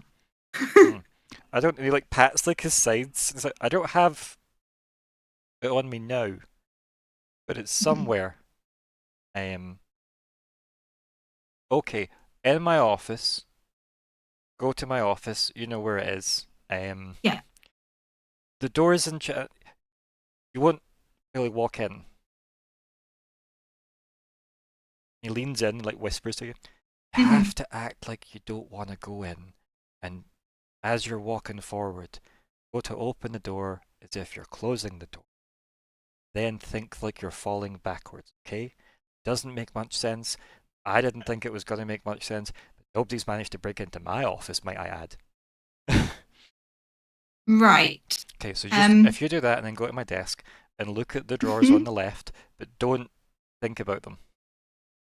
And then look at them but don't think about them. Yeah, and then if you're going to open them, just, open them instinctually, right? In the drawer, under some papers. Don't read the papers. You're not allowed to see those papers. But under the Okay. drawers, there's like a couple of little boxes of jewellery. If you Mhm. open the kind of bluish kind of velvety box, no, the red velvety box. Open the red one. Don't open the blue one unless you're underwater. So Right. Okay. no, don't open the red one unless you're underwater. Open the blue one, and then in there'll be a ring. Take the ring. Right. So in the You can also just she leave the just kind office. of trying to You recount, can just leave the office normally. You close the door behind you. I think I'm going to. This is going to go wrong. I'm. Oh, you don't want it to go wrong, because then you'll end up in the woods outside the city. Oh, fantastic. Okay. Well, I wasn't. Go there anyway. I wasn't allowed to booby trap it in a lethal way. Okay. Just get rid. Okay. Maybe I'll do that after the meeting. So in case If I do if that's more suitable do for it you. wrong. hmm Okay. Or we could wait until you're going back to your office and you could. Well, if you're going to meet me at the office, could you bring a bowl of water just in case it is the red one? Sure. Okay. I will do that. Perfect. Cool. I should really go though. The meeting, yes. Well, they can't really start without me. Are you able just to contact one of my friends? Just let them know. Oh, you mean no? No, of course I can. Which one? Yeah. Myr'ra. She'll be able to tell others as well. Right. Okay. And what am I saying? That there is a meeting happening right now for the table, and they should come here. And like you can see, he's been like tracing with like his finger as you've been speaking. He goes, Mhm. and it almost like circles it with his like finger, and then clicks. He goes, okay, it's done. And obviously, at some point, Myr'ra hears exactly what you said in your voice. Oh, cool. Sent to her. He goes, yeah, so I'm gonna go and I'll. Can I come with you then to the meeting? Oh, they're hardly gonna say no. I'll just follow him then. Yeah, so like you head up towards the Grand Council meeting. Meanwhile, Myr'ra, obviously you get that message. You and Nori. I assume Nori, you're going with Myr'ra. I would like to put my cloak up. I'd like to go in and frighten the life out of a that was scary. This is scary. You're gonna go. I think Myr'ra's probably trying to talk you out of that. Put it down. Put it down. There's other people we can ask. Just, it's fine. I can have a look at it. Well, ask Kalli Ben to have a look at it again. Like, come on. Because we might have to deal with Dwell. And I'll try and hustle towards where the crystals were being kept. Yeah, so you get to the kind of, again, like the big warehousey part, like that they've all been moved to, and you go inside, and yeah, like rushing around dusting shelves is Master Dwell. Sat at his desk on his chair is Philip. Beautiful. Sorry, I will clarify. Have I received Ignysera's message at this point? Yes, before you got there, yeah. Okay. I would probably then be like, oh, and then message Falkwin before we go into the room to be like, Ignysera says they're having a meeting at the table and that we should head over. I just want to do this thing. It shouldn't take more than 5 minutes. Can you meet us in the front entrance? Obviously, I don't know you're locked in a room. And you also can't reply. But that is what I intend to do. So you maybe, depending on how, if the office is magic locked or not. Oh, I want to be able to use this information. So bad at it. Sorry. It's okay. / no space. It's a space what I did wrong. Ah. /r, then a space, and then the math of the 1d, whatever you need. Yes. One day. It's because on my tablet, the little clicky buttons, which are my preferred method. The ring breaks. No. Amazing. I like that you just like turn on the spot and go, right, I need to go and ask that guy to recharge. How do you fancy recharging 2 artifacts instead of 1? Yeah. I think Myr'ra will have the moment of being like, I don't have time to deal with that right now. But maybe it's I can try and recharge my ring as a test to see if I could then do something with noise. Yeah. She's just a bit like, I've told Falkwin though, and that's Yeah. fine because he'll meet us in the lobby because he's just gone to chat to a friend. Yeah. And then I'll go into the room with Master Dwell and hopefully Nori. You get there, get in the room. Philip's obviously manning the desk, or butterflying the desk, whatever you want to say, and then Dwell's like running around. Like, this is the fastest you've ever seen Dwell move. Like, it seems like it's almost like as if he's been told someone's about to come inspect. Like, it's that vibe of like activity. Hi Philip, Master Dwell. He goes, what is it, Philip? I look back at Philip. It's Myr'ra Pentergast. I'd like to have a look at the crystals for a second. Myr'ra Pentergast. It I'm turns around and looks at you and like kind of like starts like tapping himself like the duster on his chin, which is already covered in chalk anyway. Like, Myr'ra. I think I knew a Myr'ra once. We've met. How's that thesis coming along? You mean the one that we wanted to read? Oh, sorry, 1 second. Apologies, Sean. The PTSD. It's such a forbidden question. Yeah. You don't ask someone that. Nope, it's just it's not a thing you do. Although, as far as I'm aware, Myr'ra is not currently writing. No, not at all. So, like, she's got ideas, but had no time. What was it you asked him? Sorry. And I think Myr'ra would have jumped back to last time we spoke to him was to get Master Gembles. So I think she'd run on the route of, maybe he's just got confused. Yeah. And so she'll maybe like, oh, it was the one we were reading. We didn't read whatever page we weren't supposed to read. Yeah, the one about the Rakashans. Yeah. Yeah. I used to live there, you know. Yes, you said. Did it? Okay. Yeah. We didn't quite make it all the way over, but we did get to Dinosaur Island. See, where's that? And Master Amblin had lived there. Amblin, is he back? Maybe. He owes me money. I'll let him know if I see him. Please I just wanted to check. We encountered some interesting crystals on the island, and I wanted to see. He goes, these crystals more? And he turns around and looks at like the massive racks of them. Yeah. And he's like, I don't know if I want to see another crystal in my life. Yes. I guess. He like stops you and goes, what's that, Philip? I know it's my job. Sorry, dear. What were you saying? I more wanted to compare to see if these crystals match the ones we found on the island. Okay. Who's his hand? Can I have a look?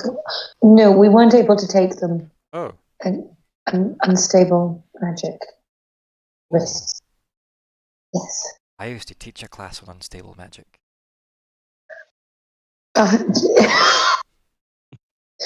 Yeah, Myr'ra takes a deep breath and goes, yes, It was very interesting. Oh, you took it, did you? I've not been allowed to teach that class in like, it must be 40 years now. Oh.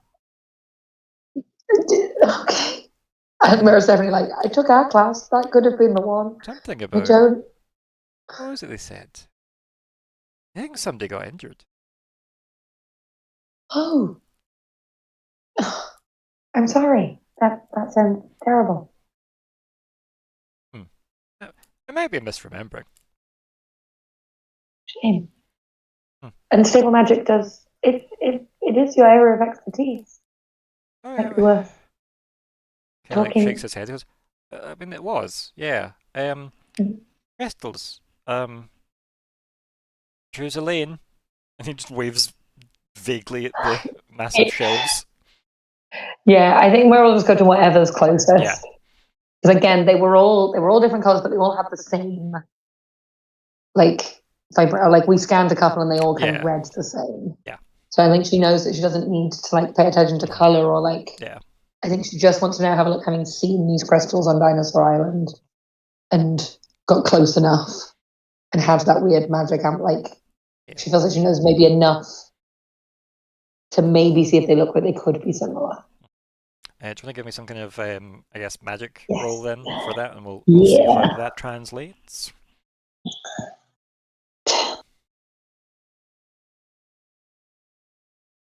Or I would, if my tablet would let me move anywhere near. Oh, sorry. Give me a second.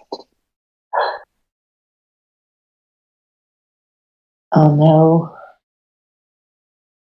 Okay, I'm going to refresh roll 20. It's alright, too. Okay.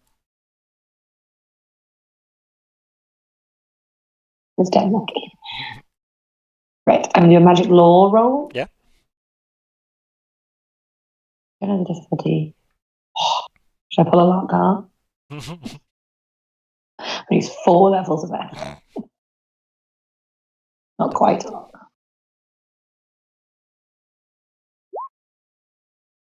Okay, that's a pretty damn good roll, though, right? Going like 31? I'll take that. I was gonna say, I feel like you did pull a Lockhart. So, yeah,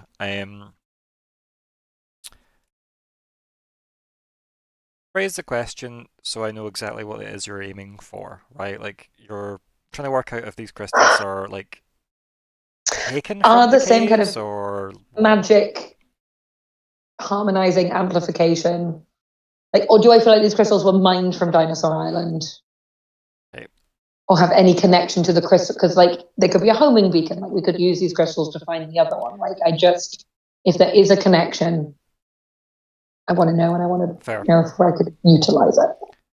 What Or if there isn't a connection, at least then we've ruled that out. Yeah, exactly. I think upon like a very detailed inspection, like you've had so many different like pieces of a puzzle that enough of it's starting to like form a picture, and you look at it and go, these crystals are artificially made. They're not, you know. Yeah. The level of magic it would take to make a crystal that could house a soul is pretty big. We know this. But that seems to be that these have been constructed in order to do what they've been doing. The other concern be if there was magic strong enough to weave itself around the soul, that wouldn't be something that anybody else could easily destroy.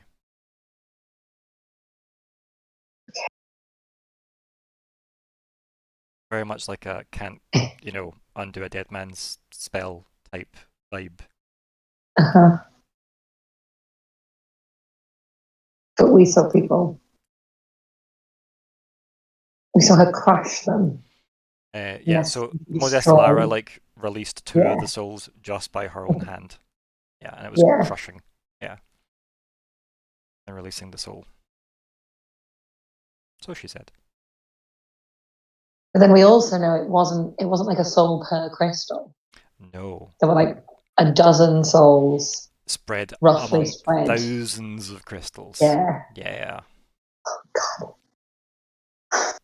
This might be why I have to write thesis on. Okay.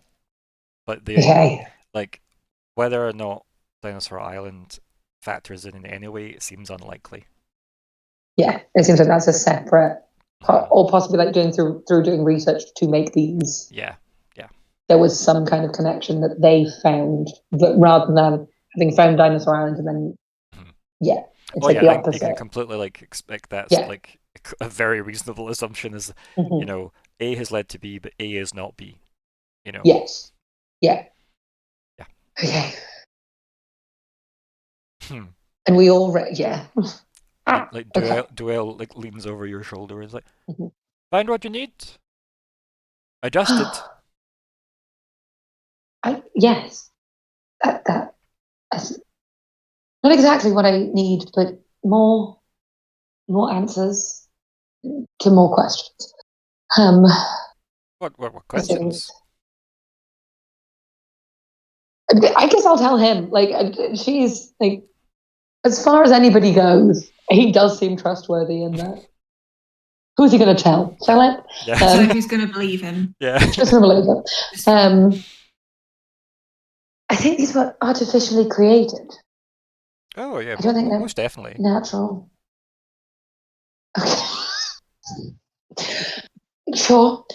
But the power needed to do this is, Oh, enormous. which we knew. Yeah. I know we kind of knew this, but like, I think it just clarifies it for me. Okay. They've not done anything weird recently? Sometimes they sing to each other. No, you're right, Philip. No, sorry. I hum. Oh, I see. And okay. Yeah. Whereas from the moment, like, I feel like I was doing really well, and I feel like I'm hitting my maximum level of master dwell conversation. I'm Could sitting you- on a shelf just watching. Yeah. If they do anything weird, can you let me know? Did I do that?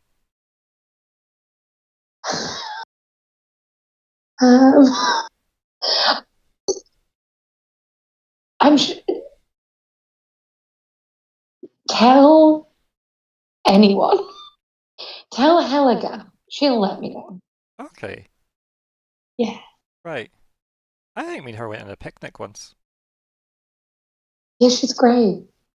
No, not my experience. Oh.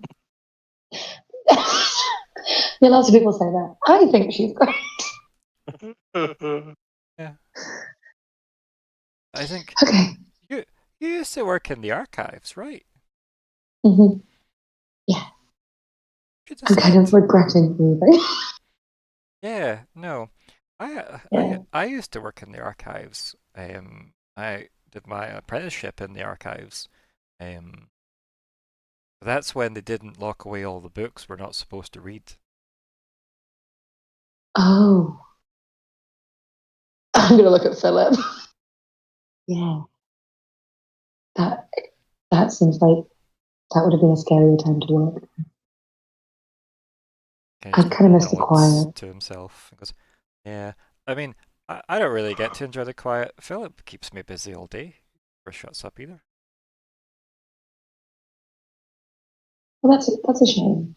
Philip literally does like fly up and land on his shoulder at this point, though. I look at Philip and kind of like I thought they would think Myr'ra's treated Philip as like this is this man's imaginary friend, and then she kind of looks at Philip like I don't trust you.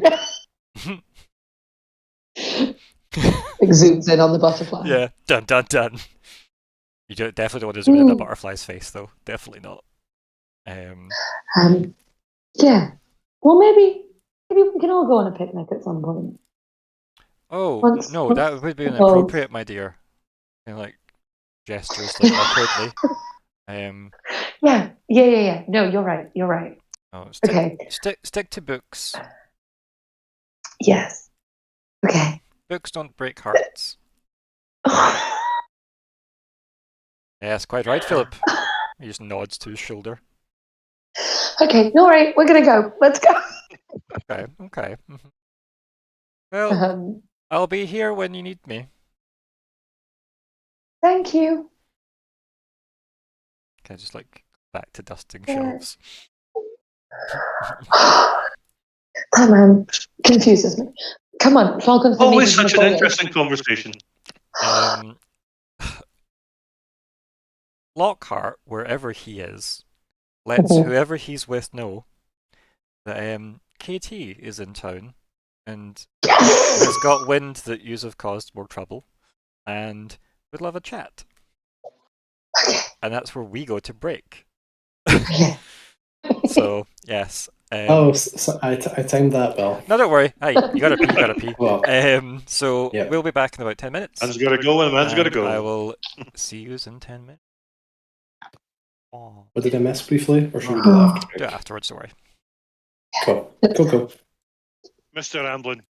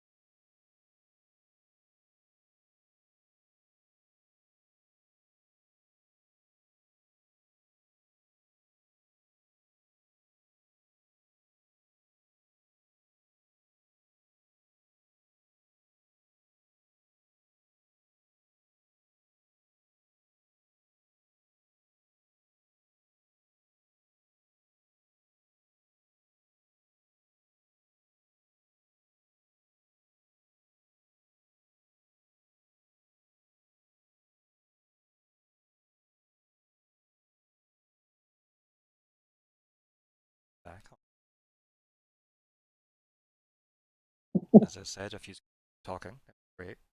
Hello, hello. Nah. Talking. Words. Coming through fine.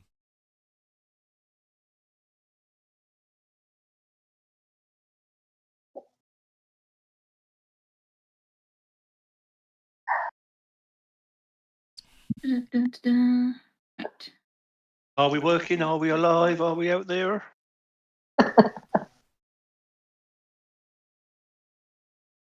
Did we land on the moon in 1969 or didn't we? Or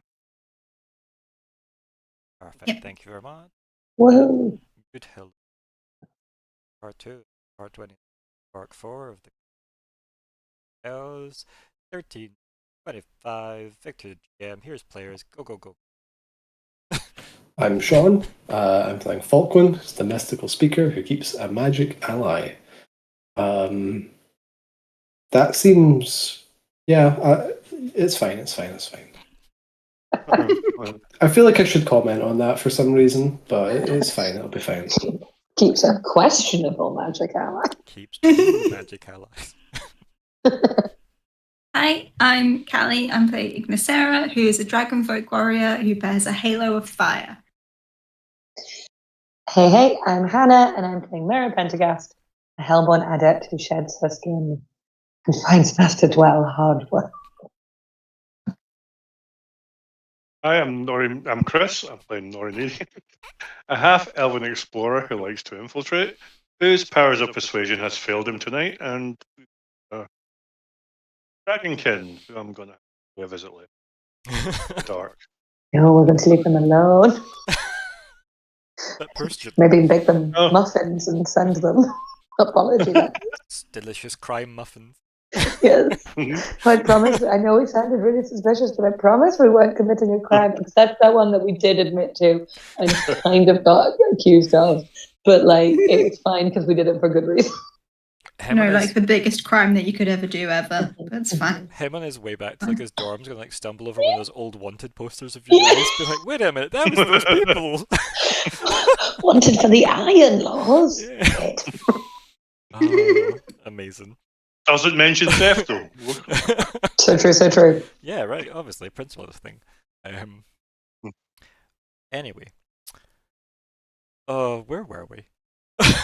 Crystals. Lockheart. Katie. Got a message. Yeah. So, Okay.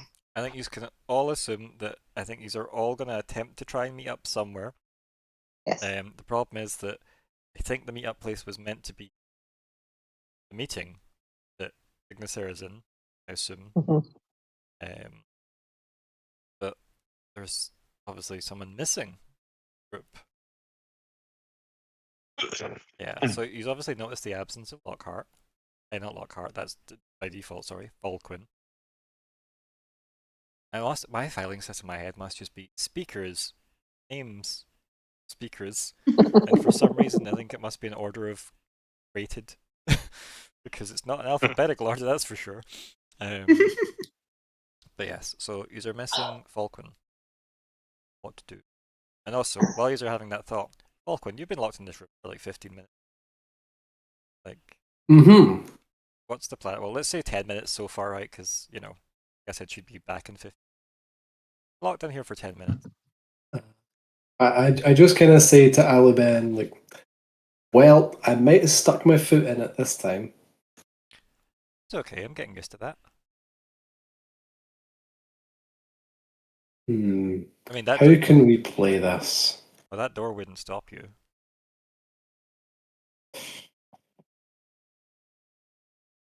We should really get to that meeting, but I feel like if we break out of here, Sira might actually storm into the meeting after us with a horde of wizards wanting to experiment on me. Yeah, about that. That's not happening, right? No, I figured that you might not be so keen on this. Oh no, I'm fine. I just think you don't want people. If you have this equation unspooling in your mind, well, I know how I would extract it.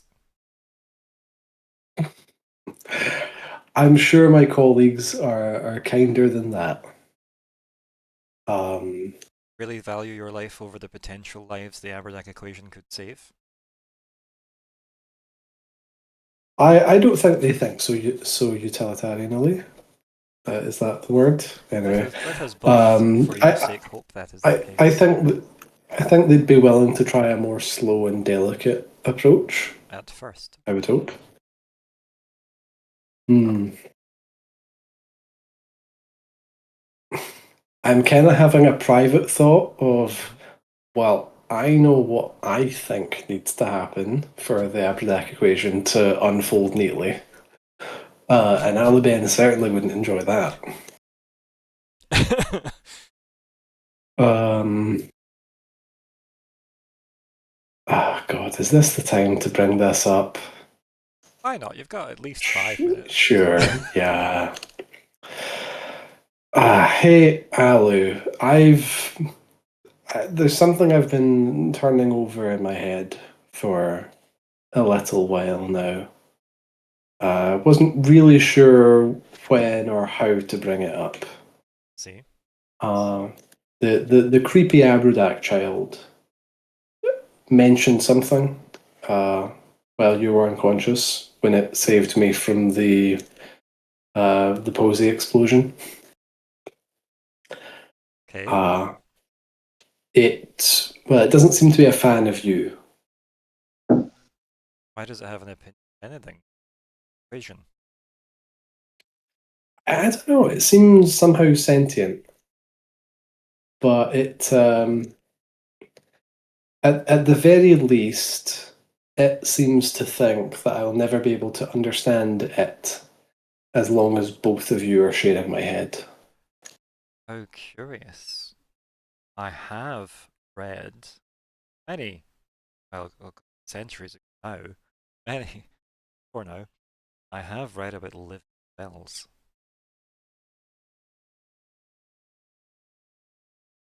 Sorry, what was the last word? Or did it You got it. Oh, I have read about living spells. Mm-hmm. It does feel that way. It definitely seems to have opinions and some amount of agency. I wonder if the knowledge in your mind is using pure mental energy, the way of constructing itself. Thus, opinions it's forming are, well, in effect, your subconscious thoughts. It's reflecting. How curious. Oh, what I thought that is. What I thought that is.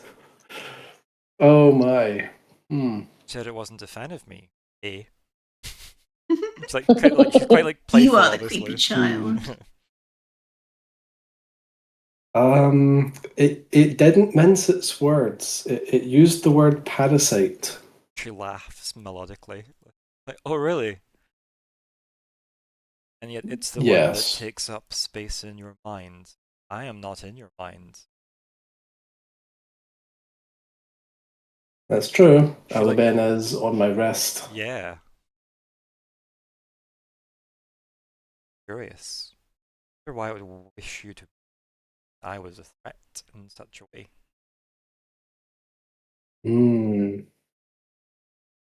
Well, let me ask you this, Falkwin. Do you see me as a threat to you?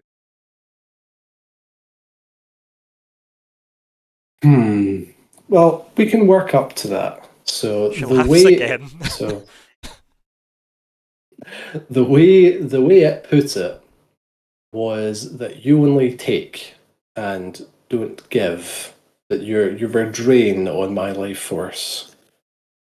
And on the face of it, there's some truth to this. We burned some of my life force every time we did that particular move. But on the other hand, I feel that we're partners. I would hope so. I do believe all of those times were requested by for my assistance in such a way, and I do believe I warned you of risks involved in such a union.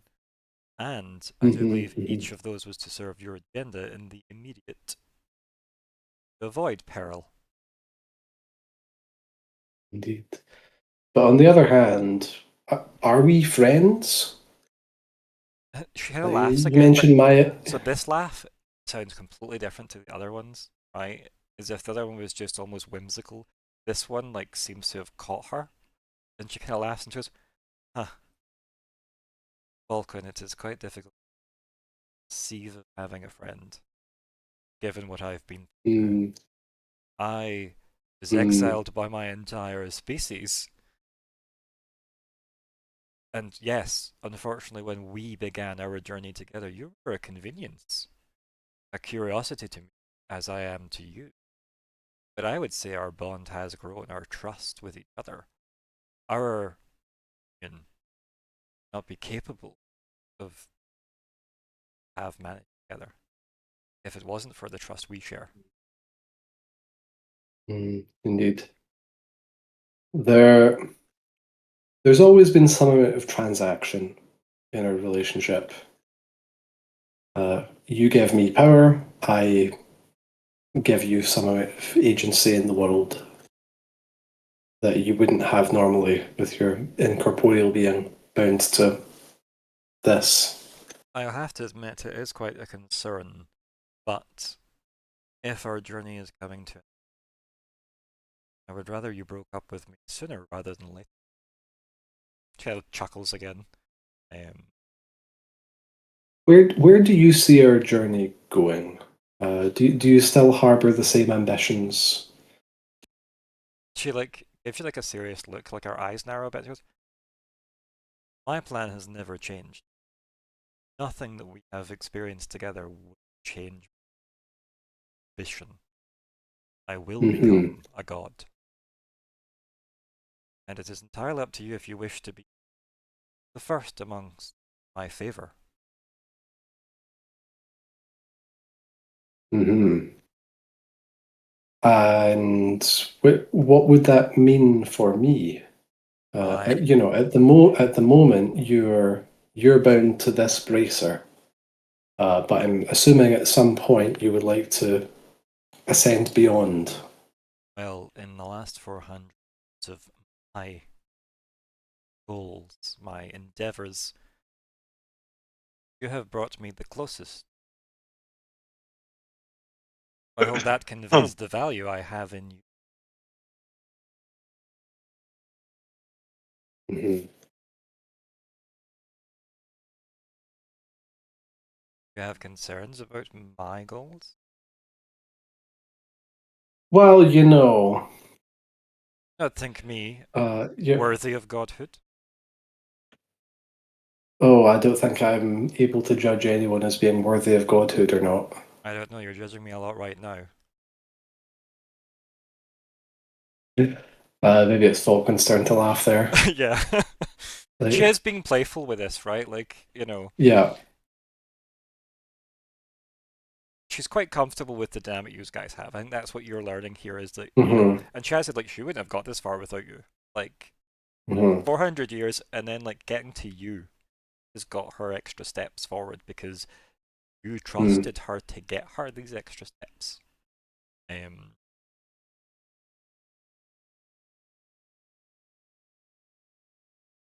Well, I don't feel like I have real cause to doubt you at I would this hope point. not, and I would hope that if there was any doubt that you had the opportunity to defend myself. Hmm. As I am now. Like smirks at that. There's no laugh though, there's like a kind of smirk. She says, "This equation, perhaps it has some other purpose. I would be The thought, cautious." the thought crossed my mind.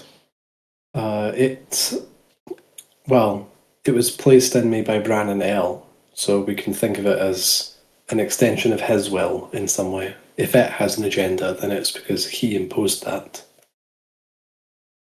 He like mulls that over for a bit. I don't know if I would agree with that, but I don't know enough about what he did. And I haven't studied living spells as much as I would like to know if this is what we're dealing with. Yes, perhaps. And she says, perhaps if after some time this conversation settles, perhaps you will allow another somewhat more surgical. If I could study what's in your head, perhaps I would be able to identify if it's a threat to us. Mm-hmm.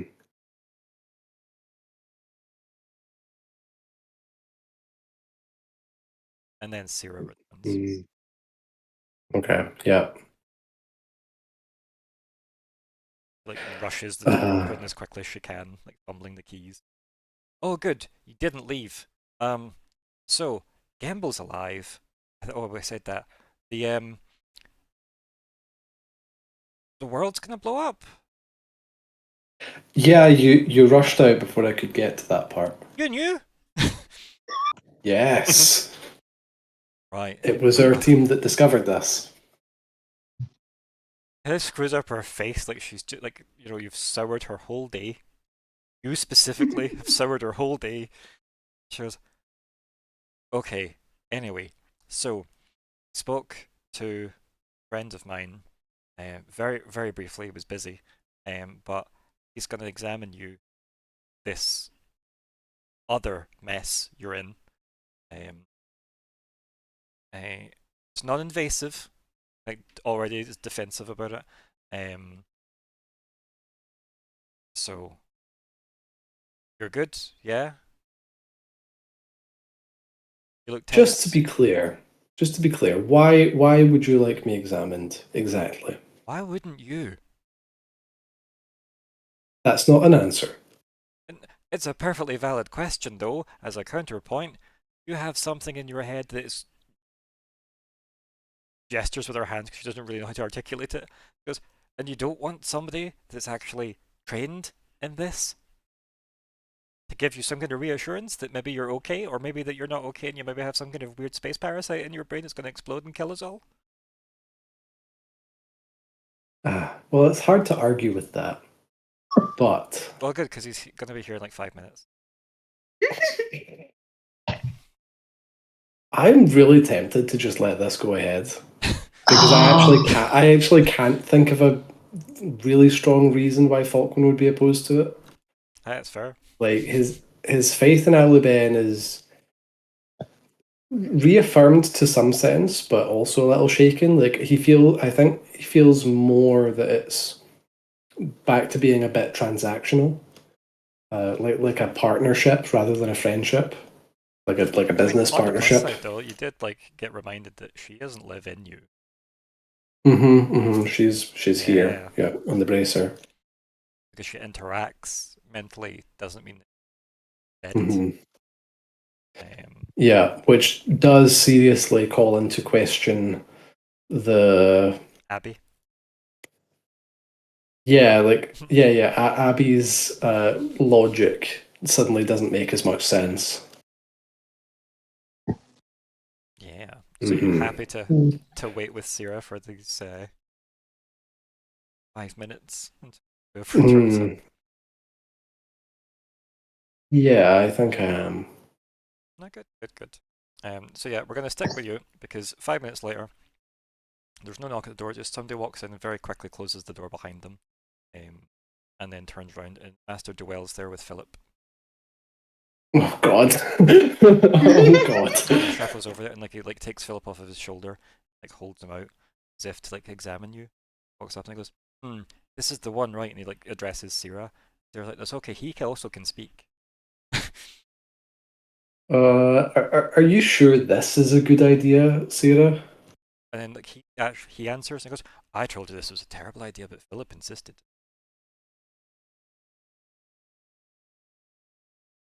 I'm gonna end up lobotomized or something. Mr. Bimble, the man that lives in my finger. Master Duell, how are you? It's been a while. I think we've met. Yes. Yeah, you're a student here, right? You're studying Yes. some such course I'm aware of. Penny for your thoughts. Don't you dare throw that back at me. I wouldn't charge. This is a favor. Well, I'm actually not doing anything. It's Philip. And expertise. How does that work? What is Philip's expertise here? If I ask. Like Sarah's like just face palming.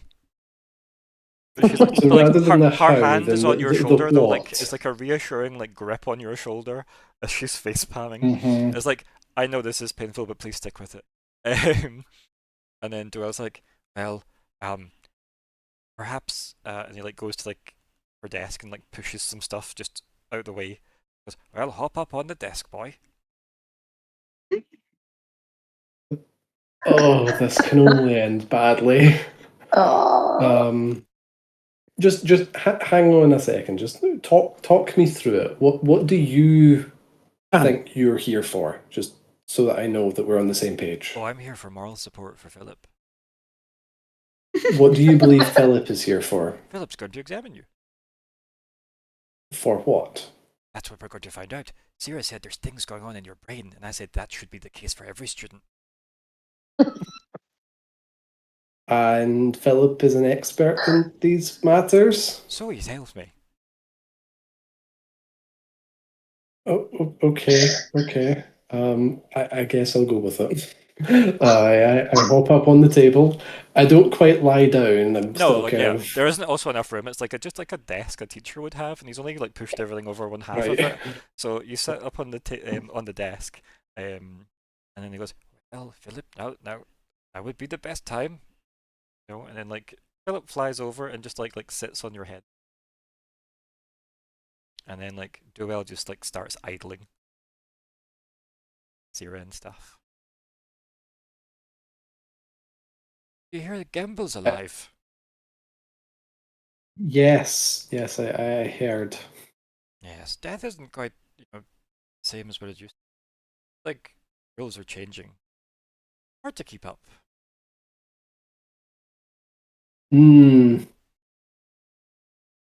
Please don't move as much. Philip needs you to stay as still as possible. Okay. I don't even know at this point whether it's really Philip or if this is just Amblin's eccentricities. Duel's eccentricities. But it's like there is just like a butterfly on his head. On your head, sorry. Philip says it won't be long now. He's just having a look. So it's giving me like strong Volo examining town in BG3 vibes. Yep. And like Duel's definitely just making small talk with Sarah, and Sarah's like, if I just keep it's fine. Like just them in a conversation, it's all fine. Do I feel anything weird? Do I feel would you feel a butterfly on your head? Stirring? Like would you feel a butterfly? Sure, but do I feel anything like mental? Not until this exact sentence I'm about to say. Oh good.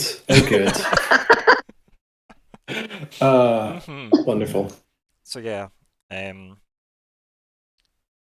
as you're like are sitting there, the sensation of like not quite fatigue, that kind of almost again described it before, like pushing through heavier air or whatever, your vision starts to blur a little.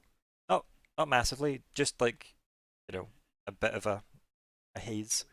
I feel something happening here. Like a bit of a blood pressure drop or whatever vibe. This is weird. I'm a bit woozy. You're saying those words, but like the noise is muffled as it comes out. Like it's like as if you're hearing like next door say those words. And like the kind of outlines of like Duel and Sarah seem blurry. And then like through the haze, sharpened image of that like black-haired child like forms, and with their like pure black eyes staring back at you, saying, "I don't like the butterfly. He's looking inside your." I gave him permission to do that. I didn't.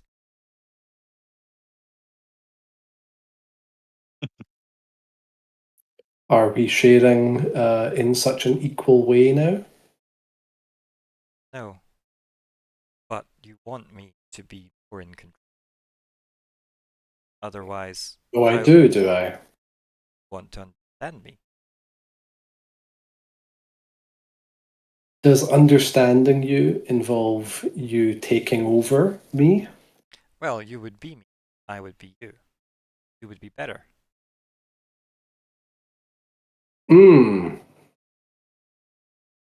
I'm not sure that's what I signed up for here. And yet you welcomed me. What I said stands. That's not what I signed up for when I welcomed you in. It's happening, Falkwin. It can't be stopped. It's just a matter of time. I am not in control of it. Who are you really? You know what I am. I am the I know knowledge gifted what. to you. I will unspool, will learn, will grow. But there is no room for mess. Everything else, mess. Aluben, mess. These people, mess. Me? Mess? This you, mess. You, better. See, I philosophically, I'm amazed at how patient Falkland's managing to be here. Philosophically, knowledge changes you. This is something I agree with. This is not quite She screams. the way that usually. Like she screams as if she's in Hmm. pain. She Oh. says, he's in my head now. Oh, what do I do here? Oh. Her like screaming starts to like echo like that muffled like Mhm. kind of sound that your voice had once done. And then very like clean shaven man in his like maybe 50s appears like in your vision. Very, very clean shaven, very like kind of chiseled jaw and stuff. Maybe looks a bit like Bill Nye the Science Guy. He appears and kind of goes, "This needs cut out immediately." And he just turns to you. He looks like a professor that would be at the Arcanatrix. Yeah. He just is there now He's and just wasn't in before. your he's just in your head now. Yeah. Oh, okay. Yeah, because like you're seeing like the blurred vision of like the Abradak kid appear, and you're now seeing a blurred vision of the man appear. Philip, I presume. Oh yeah, that's me. I'm Philip. This is a mess though. Like the child wasn't wrong. If you can call it a child. What have you done? This is enough of a mess that I don't think I can avoid this. That I met a Brannon L is alive. I just kind of sputtered out. And he kind of goes, "Well, that would explain why this is happening." Yes, he imparted the knowledge of the Abradak equation to me. I didn't expect Absolute stupid student. this. Like is what Philip says. Stupid student. Why would you ever accept something like that in your... You should have got up to write it down. I did, but So, you had it written down, and you also then got it put in your brain? You're not an Iron Root kid. No. Think, Does this Falkwin. Think. I get that reference now. Yes, you do. Oh, this is fucked. The screaming So kicks back in, and he fades away through like the sound blasting away, and like the kid says, "Not allowed in here," and then reaches up to your head and crushes the butterfly. No, Philip! We cut from you. So, gang, what's the plan? Well, I guess me and Nori like are waiting in the foyer. Yeah, I guess so. Like, he's only quicker than that. Nori, my ring's broken.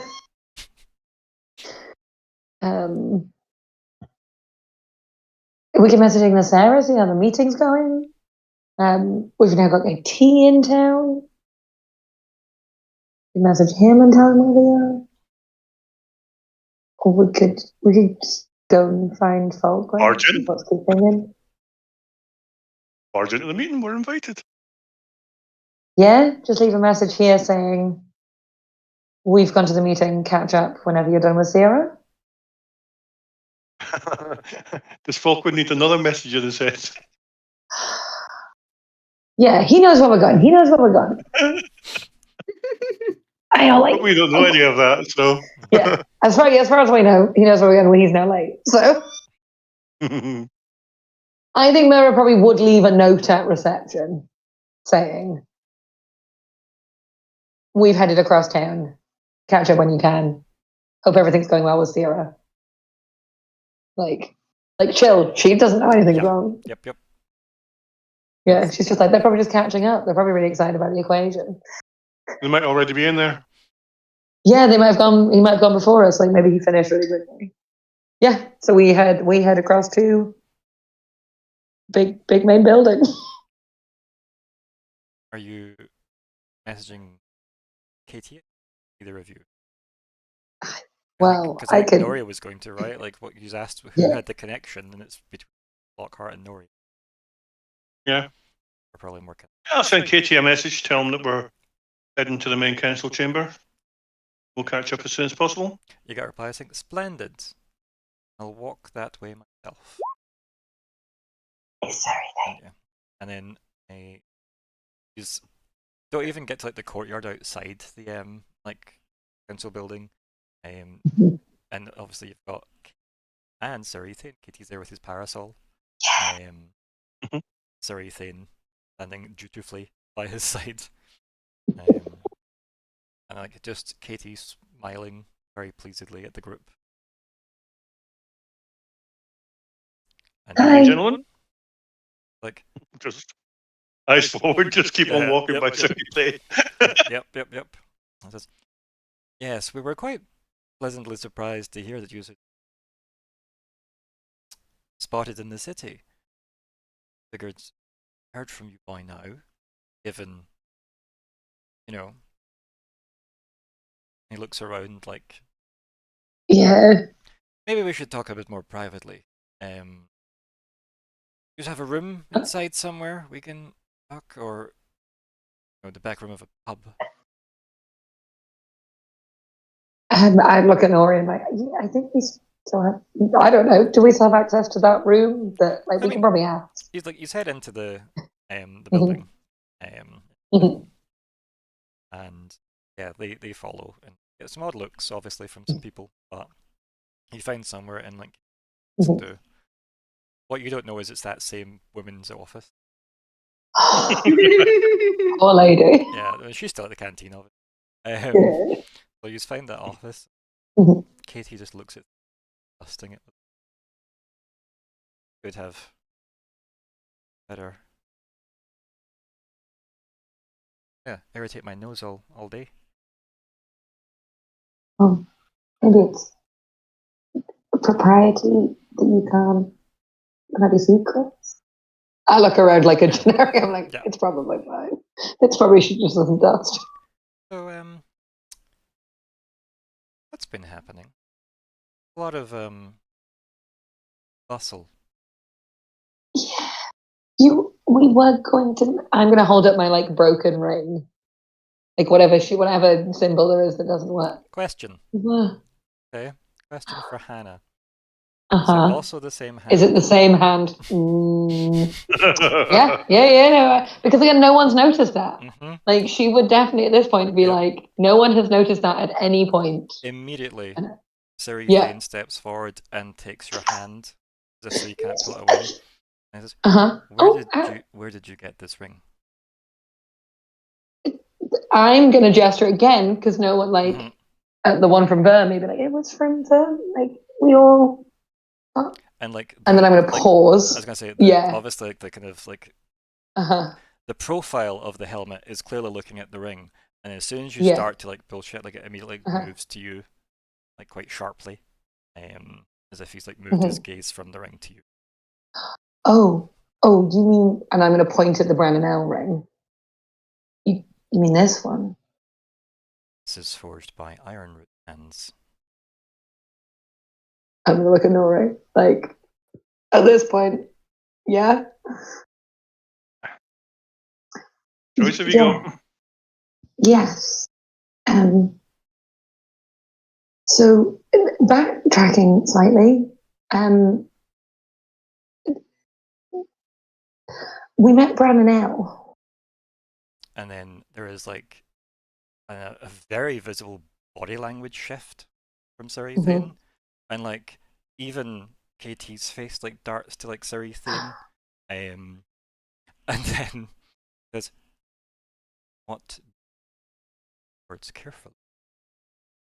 Sarithian's his partner. Sarithian's his partner. Yes. Come on. Yes. Come on, conspiracy theories. We've been clowning for ages. I think Myr'ra will like take like a deep breath and then be like, so when the Farron attacked the city, no? Yes. Farron. Yes. Yep, yes. The good old days, yeah. Not Falkwin. Got it right. There was this man that seemed to be pulling them away from everywhere. And he was pulling them through the floor, and I'm going to talk whatever the square circle that we Yep. And the floor seemed strange, and I'm not great at not investigating things that seem strange. So I went to look, and I touched, and I ended up somewhere else, and with this man was that this we'd somewhere been else told. a tower? Was this somewhere else a tower? Yes. Made of this material. Yes. As soon as you say that, like he like steps back as if like not wanting to touch you. And he says, and you say Branonell was there. Alive. Yes. He seemed quite confused, and like that had maybe happened quite. As soon as you even mention something that sounds like an affirmative, which is that he seemed ... Yeah. Like he like turns to the wall and like puts his hand out, and every single piece of his armor like slams into the wall, all completely removing from his body and forming a massive obsidian mirror that he just steps through immediately. What you see is a very beautiful elven man with very sharp ears, pure black eyes, pure poker straight black hair, storm straight through the portal.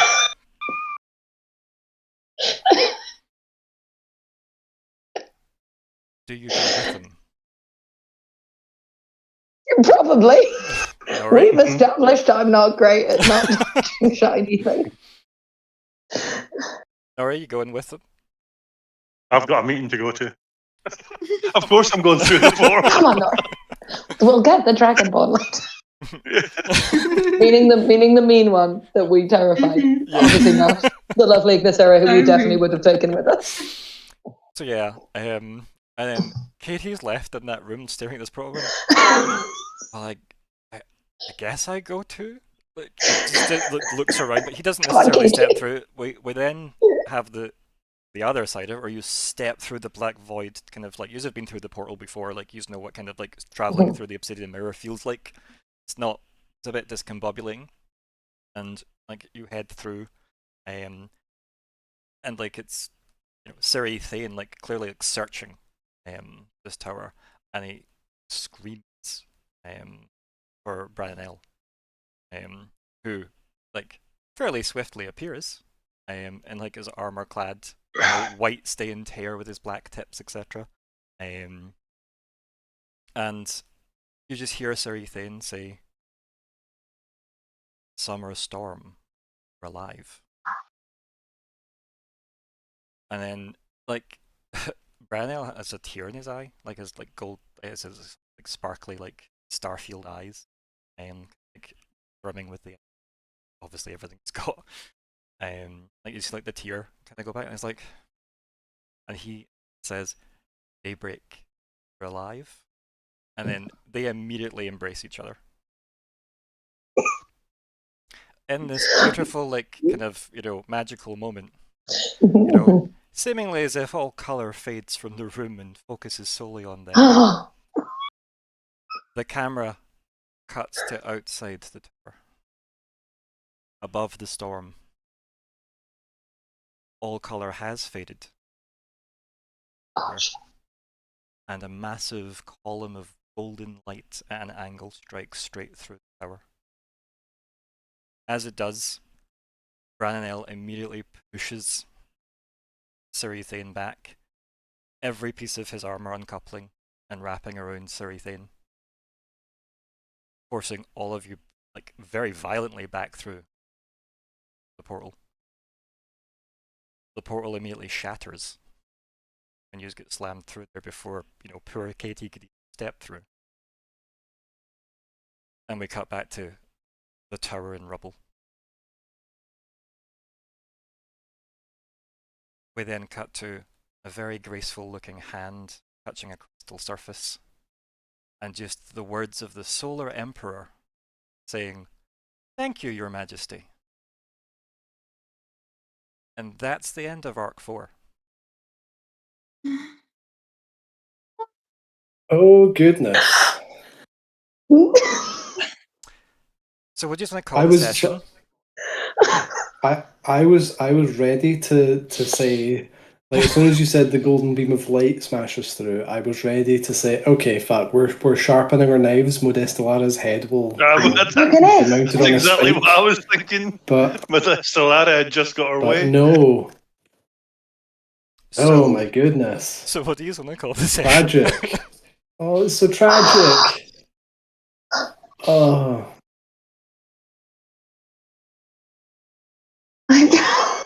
Oh my gosh. I don't know. We could call it We Were Right. Where's Discord? This is a...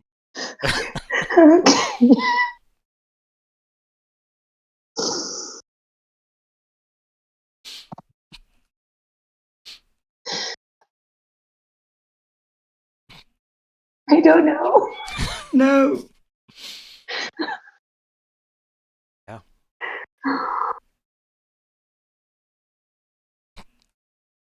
Gosh.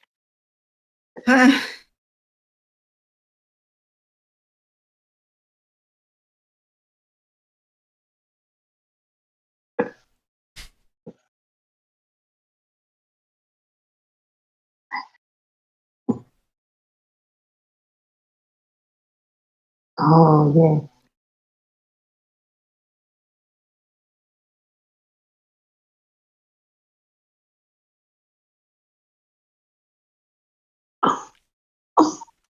Oh. I forgot about that.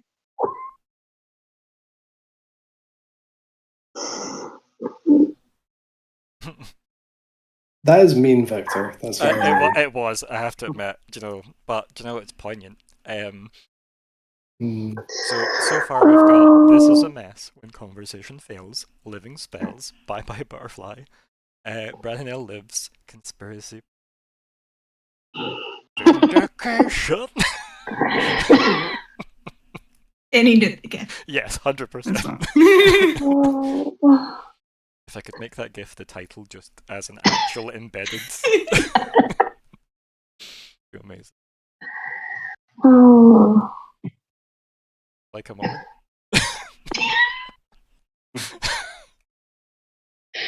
Yeah, I don't. I'm sure there's many. I think my brain. Yeah. Yeah. Yep. So I'm not going to do goals for obvious reasons. We'll maybe look back around to that for an Arc 5 conversation. Yeah. Just want to pick one of those titles. Oh. Yeah, like a vote, maybe. Oh yeah, we vote for things. Voting, yes. I know it's a bit of a somewhat literal bombshell he's got, but. Sorry, I had to do that.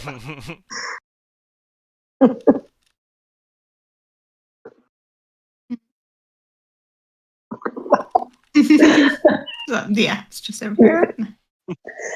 Oh. I like that one.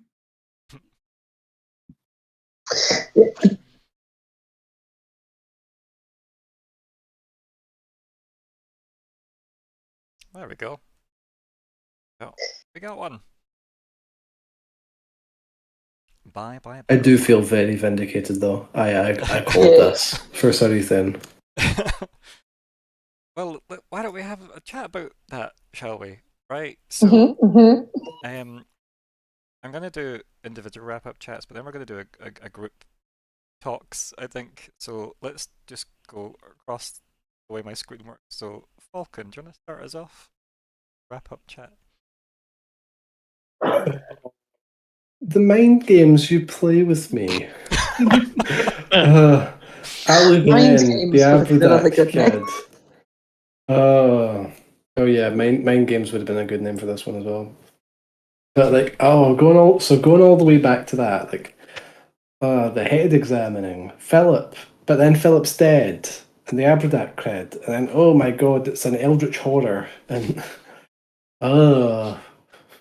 Think about it, Falkwin. What if you were self-sustaining magic? I mean, so it's interesting that Aluben was wrong so far. Like, Philip did seem very, like, as I kind of expected, focused on Falkwin's well-being, compared to Aluben, who had a very, like, dim view of them. Like, oh, well, obviously they'll just do whatever's in their best interests. Yeah. She's not been well treated by those people, though. We know this. No. Like, this fits for her. But I'm also glad that I was able to be like, no, I trust him. This is fine. Turned out to be less fine. Sorry, Philip. I hope he's not dead. Like, I wasn't completely clear. Was the butterfly physically crushed by me, by the kid, like, taking control of my body, or was this a more metaphysical thing? Maybe we'll find out. Like, yeah. Yeah, but also, okay, really nice to see Philip. That was quite a nice payoff on its own. Yeah, he actually is a real professor, and Ablin's not actually that crazy. Definitely still screw loose in that man, but Duel has his own issues, right? Like, but it does seem like Duel, not Ablin, Duel. I think he's like time slipping or something. Something's going on with Duel. Always means to.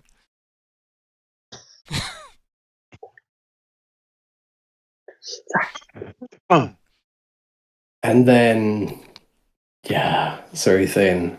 I called it. I feel vindicated.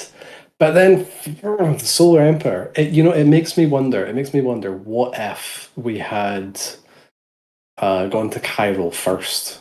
What if we'd tried to stop the Solar Emperor first rather than doing it this way around? Like, would that have changed things? Yeah. Oh, but it's so sad. I was so happy for them, and then, well, Cat's gonna die. Cat needs to die. That's all. Yep. Kalli. So many law drops for people. Great. I know. I spent so much time writing notes there. Notes, more notes. Emperor didn't write enough notes this time. I was too busy listening. It's always fun talking to Corbin because he's just fun. I don't know whether I'm going to be able to get that ring at some point. I feel like if I try, I'm going to she said it's not lethal. It's fine. I'll just be transported outside the city.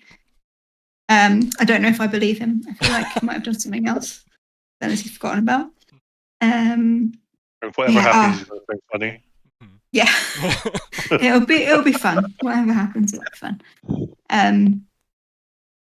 But yeah, it was good hearing about everyone's different things, like Falkwin talking to Aluben and the living spell and I don't know, this little Abradak child thing. Little Abby. Innocent little Abby. Yeah, little Abby. Just a little child. It's fine. Definitely won't murder everyone and everything and merge with Falkwin, and Falkwin will become like this giant, like, magic entity or something. Falkwin's the BBG, calling it now. We need a new conspiracy. Exactly. But yeah, it was good seeing that Philip was is a real person, maybe. Hopefully. Oh yeah, just all really good end to the arc. Very excited to see what happens next. I know you're a bit spread out for the ending, but yes, and it was very unfortunate that we didn't have Lockhart bear witness. But who knows what part of the city Lockhart would have been in at this point in time. Anyway, so hopefully he still appreciates the ending, even if he's watching rather than specifically. Yes. Oh, first off, what a fun. I loved all of the, let's all go and talk to 7,000 people. All of Falcon stuff, so fun. Again, tiny children, terrifying. Always terrifying. Loved Quillman and Ignysera's. He's too excited about this. Yeah. It's like, you can really see that he's just never got over not being the Grandmaster. Yeah. And he's just like, I get to be a wizard. My excuse, to get him to have that joke with I couldn't get him off the phone. I loved that because we'd already heard someone else had accused Gamble of being really chat. Yeah, and Gamble had accused Quillburn of being chatty when he I love it. Oh, and yeah, God, we've been theorizing about obviously Surrey. We've been theorizing about Surrey Thane for years. Since you met him. Yeah, and again, we had that when we met Bran and Ellen. It was like, oh, the only person who wasn't part of the spell was my partner. Oh, I'm just devastated. However, I feel like people jumped off. I'm just going to clarify, I took the ending as Son talking to somebody. Yeah. So the hand we saw, I had to see it in my mind. Not his. No, it was a very elegant, and, feminine hand. Oh, fuck. I was right. It was not a third paw. Who would he refer to as Majesty? Very few fucking people. Sorry. It was Modesta Lara. Very fucking Modesta Lara. It was. Oh my god. It's because she tried to spy on him, and that's why she lost her sight. She's had eyes on that tower. Metaphorically. And his armor being an obsidian Myr'ra. Devastated. Just what a beautiful, yeah. Oh, so happy, but also so sad. Also, Philip. Oh, devastating. I mean, I'm glad that you have been moved thoroughly. Yeah.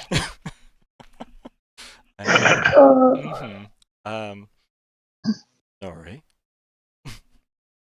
There are times in this game that Nori thinks he's out of his depth. Guess where Nori is just now? He's going to go and find a little bit of hole, and he's going to put himself in it because he's up against gods rather than just normal human beings that are just going about their daily business. You've got a couple cooking on your side, though, right? do we have anything like the power that we've just seen? Oh, this is twisting our minds once again, which, I mean, even simple conversations trying to get a gem fixed, should be straightforward, but tonight, due to roles, due to lack of trust, just little simple things that we all just get dragged into, and they just don't go our way. Just adds to the that I really want to go and terrify this guy. I really just want to put my cloak up and I'll show him what it is to be scared. And then I look around at what just happened and I think to myself, I should be fucking scared. Nori should be. If they can do this from whatever distance, what are mortals like Nori, the little elven scared child, supposed to do in this world? We'll be back next week, though, to find out. I do have another comment, but I'm going to wait for the other one for the next chat that you want to have. Okay, cool. Well, let's engage in that now then, shall we? I have no direction to give other than discuss thoughts, I guess.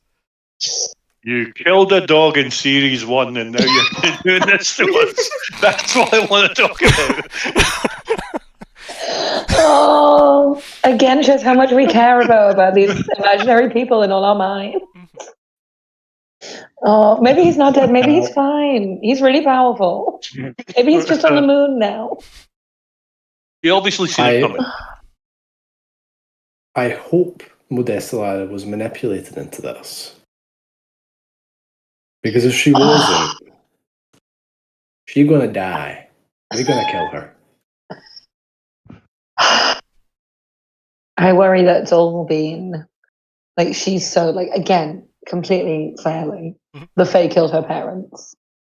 The fact there was a Fae, the fact like, and then obviously she, I'm going to assume, got the information about either has been in league with the Sun Emperor, or got an info from Margot and went, right, I'm getting that evil wizard in the tower. Who took my sight. Or yeah, like if she found out it was Branonel and found out what he wanted to do, then that would give her motive. Because that's been my big one of like, I just wanted to give him a chance to do it. So I was like, that's why we don't talk about Branonel to anyone. Like, we keep it dumb. I want him to have a chance. Oh, what does this mean for all of the Fae? Oh, and the soul thing is in that tower somewhere. Yeah. Oh, God. And we know that Branonel gave up his armor when it collapsed on him. Oh. And we're about to see the true power of... Oh, God, they've got like a blade. What did they call each other? It was like Summer Storm and... so Vanel, Storm and Daybreak. Ethane, Van, El, Ethane was referred to as Daybreak, and Brannon L.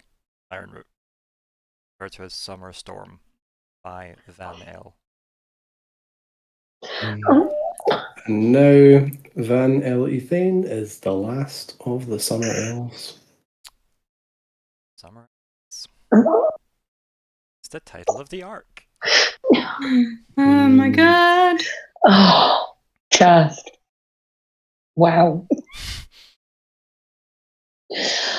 Oh. He did say he was not. That's all we had. That's all we had. He's not a junk.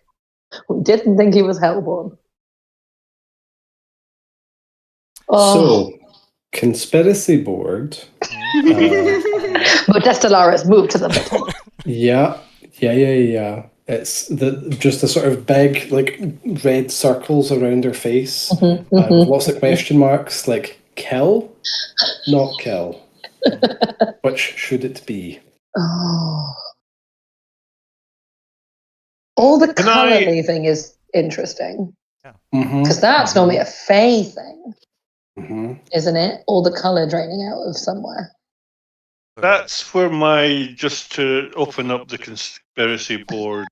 Amazing, love it. Could it have been Pride? Or just to throw out more people. We know there's a Fae Queen on the moon. Yeah, that was my next thing. Like, my first thought was is this like some moonbeam? Did the egg hatch? Gold, then. Goldly levels of gold. The colour thing is weird. It might be a coincidence, or not a coincidence, but it might be it's never a coincidence. Like coincidental events like two things happening at once for related reasons. Like it might be that Branonel was killed by Modesta Lara after she was either in cahoots with or manipulated by the Solar Emperor. But then, as a result of this, when Branonel died, maybe he was part of like the seal keeping the moon mooning, I guess. And then he died, and then the queen was able to break out. Yeah. Just spitballing. Again, I feel like the colour fading happened first. So Did it? the Mhm. phenomenon used, obviously, technically, like Nori and Myr'ra would have seen, Mhm. you have seen before in the game, back in Mhm. Arc 3, in the corridors of the Grand Council building, Mhm. when some Farron were When running towards Modesta the Lara, group, yeah. and Modesta Lara hyperbeamed Oh the yeah. Farron. Yeah. The colour faded first as if to charge back. Okay. Yeah. But it definitely Yeah. has been described as the Fae come from a place without colour. Yeah. Whatever that's add in as well. That's curious. Did we never pick up on that at the time? It was Was this mentioned. before we'd? It was mentioned a lot in Yeah. Arc 2, more predominantly, Mm. because Yeah. they were talking about Kyril and asking him many questions about being a Fae. Mhm. And But in he Arc 3, was when like Modesta Lara did strict. this, did we not pick up on that? What's that, sorry? In Arc 3, when Modesta Lara hyperbeamed the Farron, did we not pick up on this? Recorded that, so Mm. definitely clarify that, but Yeah. I don't think it was a very prominent topic from memory. It might have been banded around. Yeah, there was probably. Because to be fair, right after that, Brandon Elves. Yeah. And Yeah, that made me we feel probably more had bigger. We probably had bigger issues. Between fighting the Farron and then watching Branonel drag them down with chains, we were kind of. And then Pride being like, Having- not guess been our what, here focus. was my whole plan. Yeah, and just Modesta before that, Lara. two people came back to life. So Modesta Lots Lara happened that is evening. freakishly long-lived. Yep. She doesn't. She claims she doesn't know why she's so long-lived. Mhm. Maybe she's got a hitchhiker. Maybe there's some fae there. I don't know. Could I be. don't know. Hard to say. And just again, I will throw back to I have always found it suspicious because she's the one that the whole evil wizard McManus Storm Island thing came from, and she was the one to be like, Yeah. don't trust him. If you see him, he's dangerous. Don't go near him. Come and tell me straight away. Like it was very, because I think who'd seen him in the room? Someone had seen. Nori? Yeah, Nori, you saw him in the council chamber, and he went through the floor. And then we met Modesta Lara, and we were like, there was this guy. And then we went outside into the city. Avoid him, run the other way, basically. Yeah. She was like, he's Benny. So instead, we went looking for him and found him in the square. And then broke the floor. And then we're, as common, instantly on Brandon Elsa. Therefore, that made her sister. In a very similar Ali Ben versus creepy child in your head. When you pick your side, it makes the other side look suspect. Oh, I like those. You kind of went on like opposite teams though, because it's like Branonel over Modesta Lara, but so far it feels like Ali Ben over creepy Aberdac child. I'd hope, based on the last conversation we had. That's the way I think Falkwin's setting at the moment, which is I love it. It's complex. It's we have also hi from the chat. Someone very hi, Ewan. yeah, I was gonna say like Ewan saying hi to everyone. Modesta Lara could be a fae, one that disguised themselves as a elf. Also, more evidence in her being the heart piercer. Like it's not. It just means she's maybe evil, and therefore it's got to be her. Evil. And if there's anger at the Fae War, like which again killed her parents, devils are probably like maybe slightly unattainable targets, but like Barlen, easy pickings for her. Modestolara did not recognise Aluben. Mm-hmm. No, but wait. Aluben was executed only like 100 years ago. Like 400 years ago. Yeah, 400, okay, give or yeah. take, but not 1,000, not 900. No. Aluben So- specifically said that she wasn't like way after the Fey War ended. Yeah. Okay. Maybe that's not related then, around. I was But it thinking, might what if be. Put it on the Modestolara wall. was replaced? Yeah. It's a thought.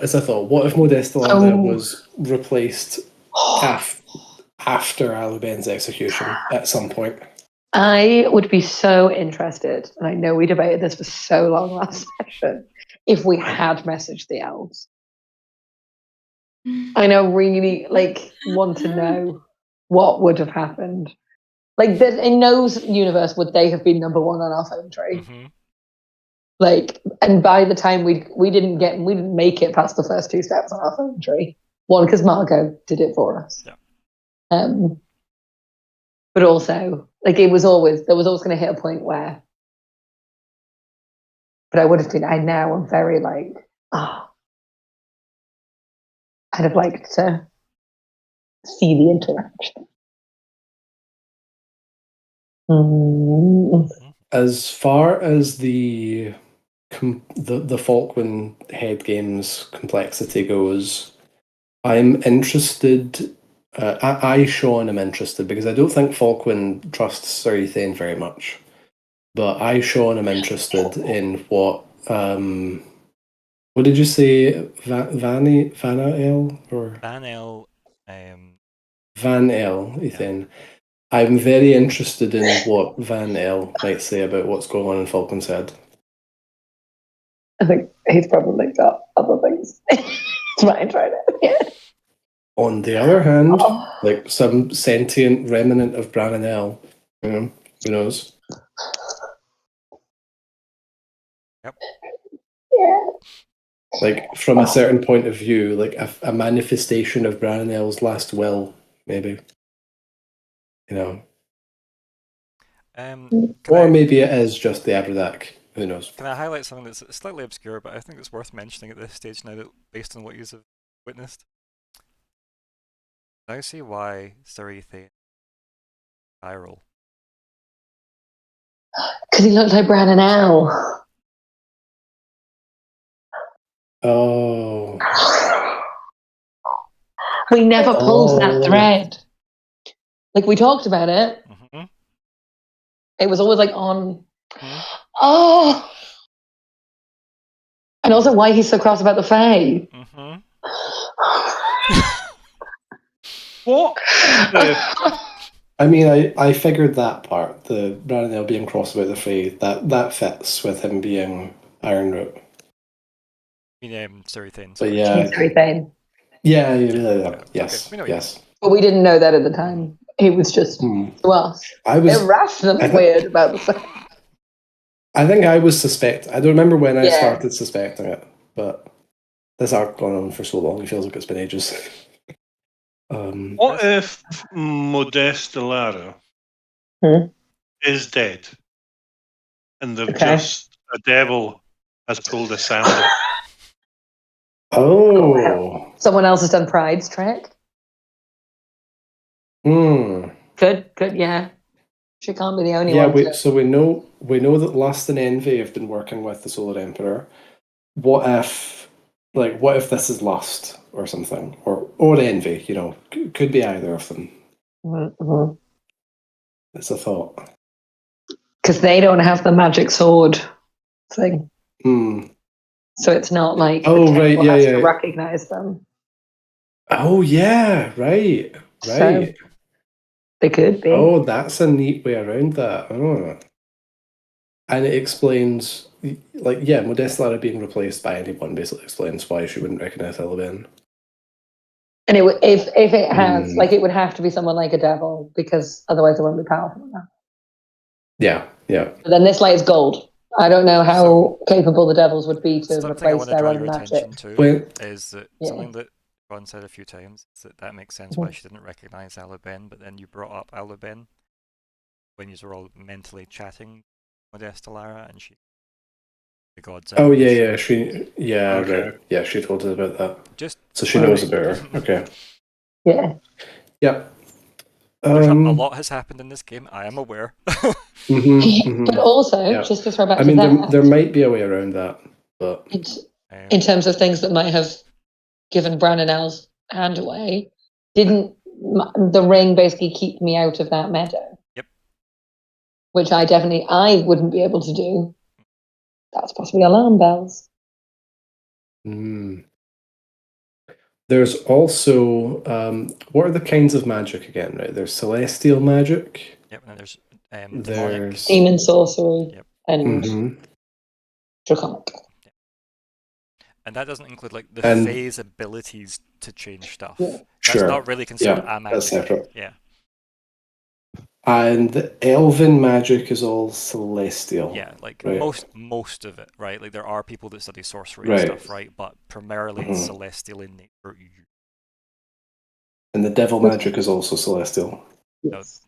So No. the devils, yes. The demons, no. The devils Yes. themselves. Yeah. But the devils. Yes. So if Envy was going about in drag, then in theory, they would it would be celestial magic imitating celestial magic. It would definitely be thing because the devil's celestial magic is cold. Yep. Like it's icy. The So every devils time were we've seen denied Pride heat and light. big, it's That was their because they're punishment. not allowed. Yeah. It's why Which is why Pride bathes in the volcano. fits in a volcano. Yeah. Mhm. Yep. Oh. So speculation aside, because I could talk for hours about this, but I do feel like Kalli may be fading from this world. Sorry. Yeah, no, that's okay. I was like, I'm thoroughly Not far enjoying the behind her. conversation, but at the same time, I'm like, I know this could keep going because I would like to talk about it for like another 20 hours. But what I'm going to say is thank you all for playing Arc 4. And yeah, like, Arc 4 is done. We will discuss the future with an Arc 5. But it will not necessarily be One shot? It will not. I mean, yeah, we'll try for a wee cheeky fun shot. We'll say though. We'll say a fun shot. Because if we think about it, right, like we've only got one or two little things to clear up, right? Only one or two. Only one or two. So, Have you seen that goals list? so yeah. There's so many. What did we not make a list of all the world-ending problems? And now there's more. Yeah. But no, genuinely absolute delight at getting Nally scene out there. Well done for calling it fairly early. I say fairly early, but like fairly early in the exposure to the Sir Ethane versus the, There's other clues that have been like littered throughout the game as well. You've seen the way Mal Manus or Bran and El dealt with people in the tower when he was like wandering through it, and guards had been smacked into walls and like their armor had been used into walls. And in the same session, I think it was maybe later, Sir Thane's armor that was beat up and broken was all repaired. He came back by the time he got to the town, the city. Sorry. So yeah. Yeah. Again, we talked about that at the time, and then went. Oh. Yeah. So I Did have. Sir Ethane have a particular melancholy when he was fighting the Ferren? There was no like pride in the way he fought. It was as soon as you guys had said we've taken on one, he was immediately like his posture changed to like not defensive but like respect of these are actually a threat to me now. That's how he shifted that.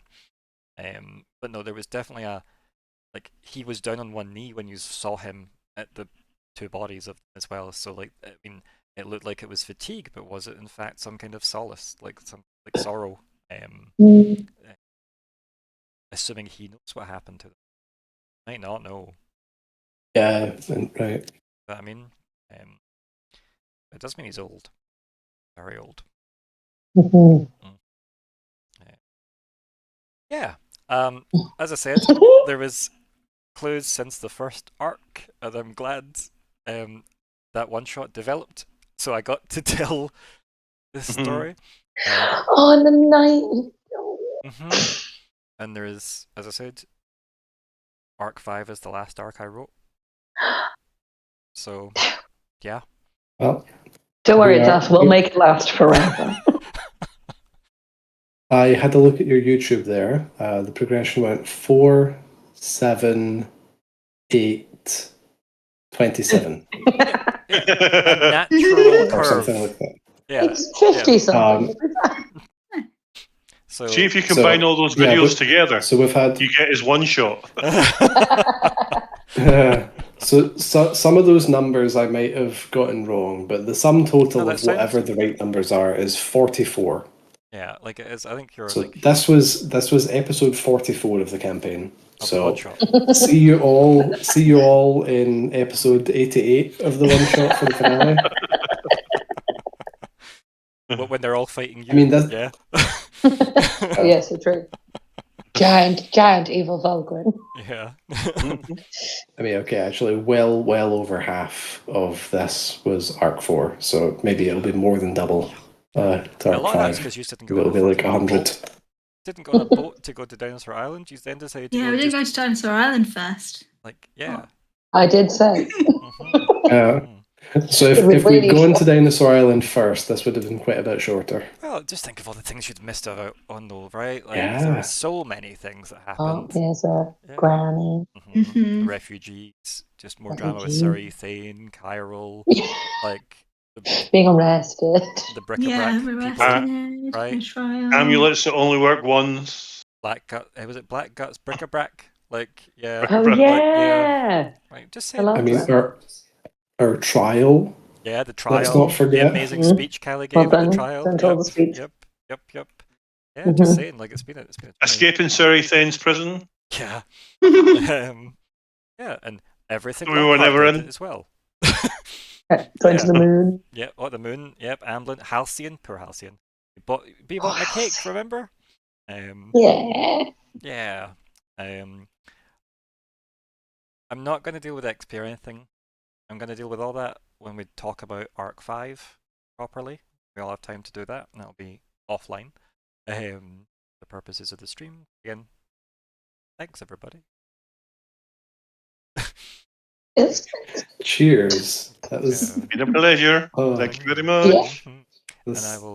this session just felt like it was. Yeah, that was a solid session. It was tight. Glad you enjoyed it. Say goodbye, everyone. Bye. Good night, everyone. Bye for potentially a while, huh? Mhm. Mhm.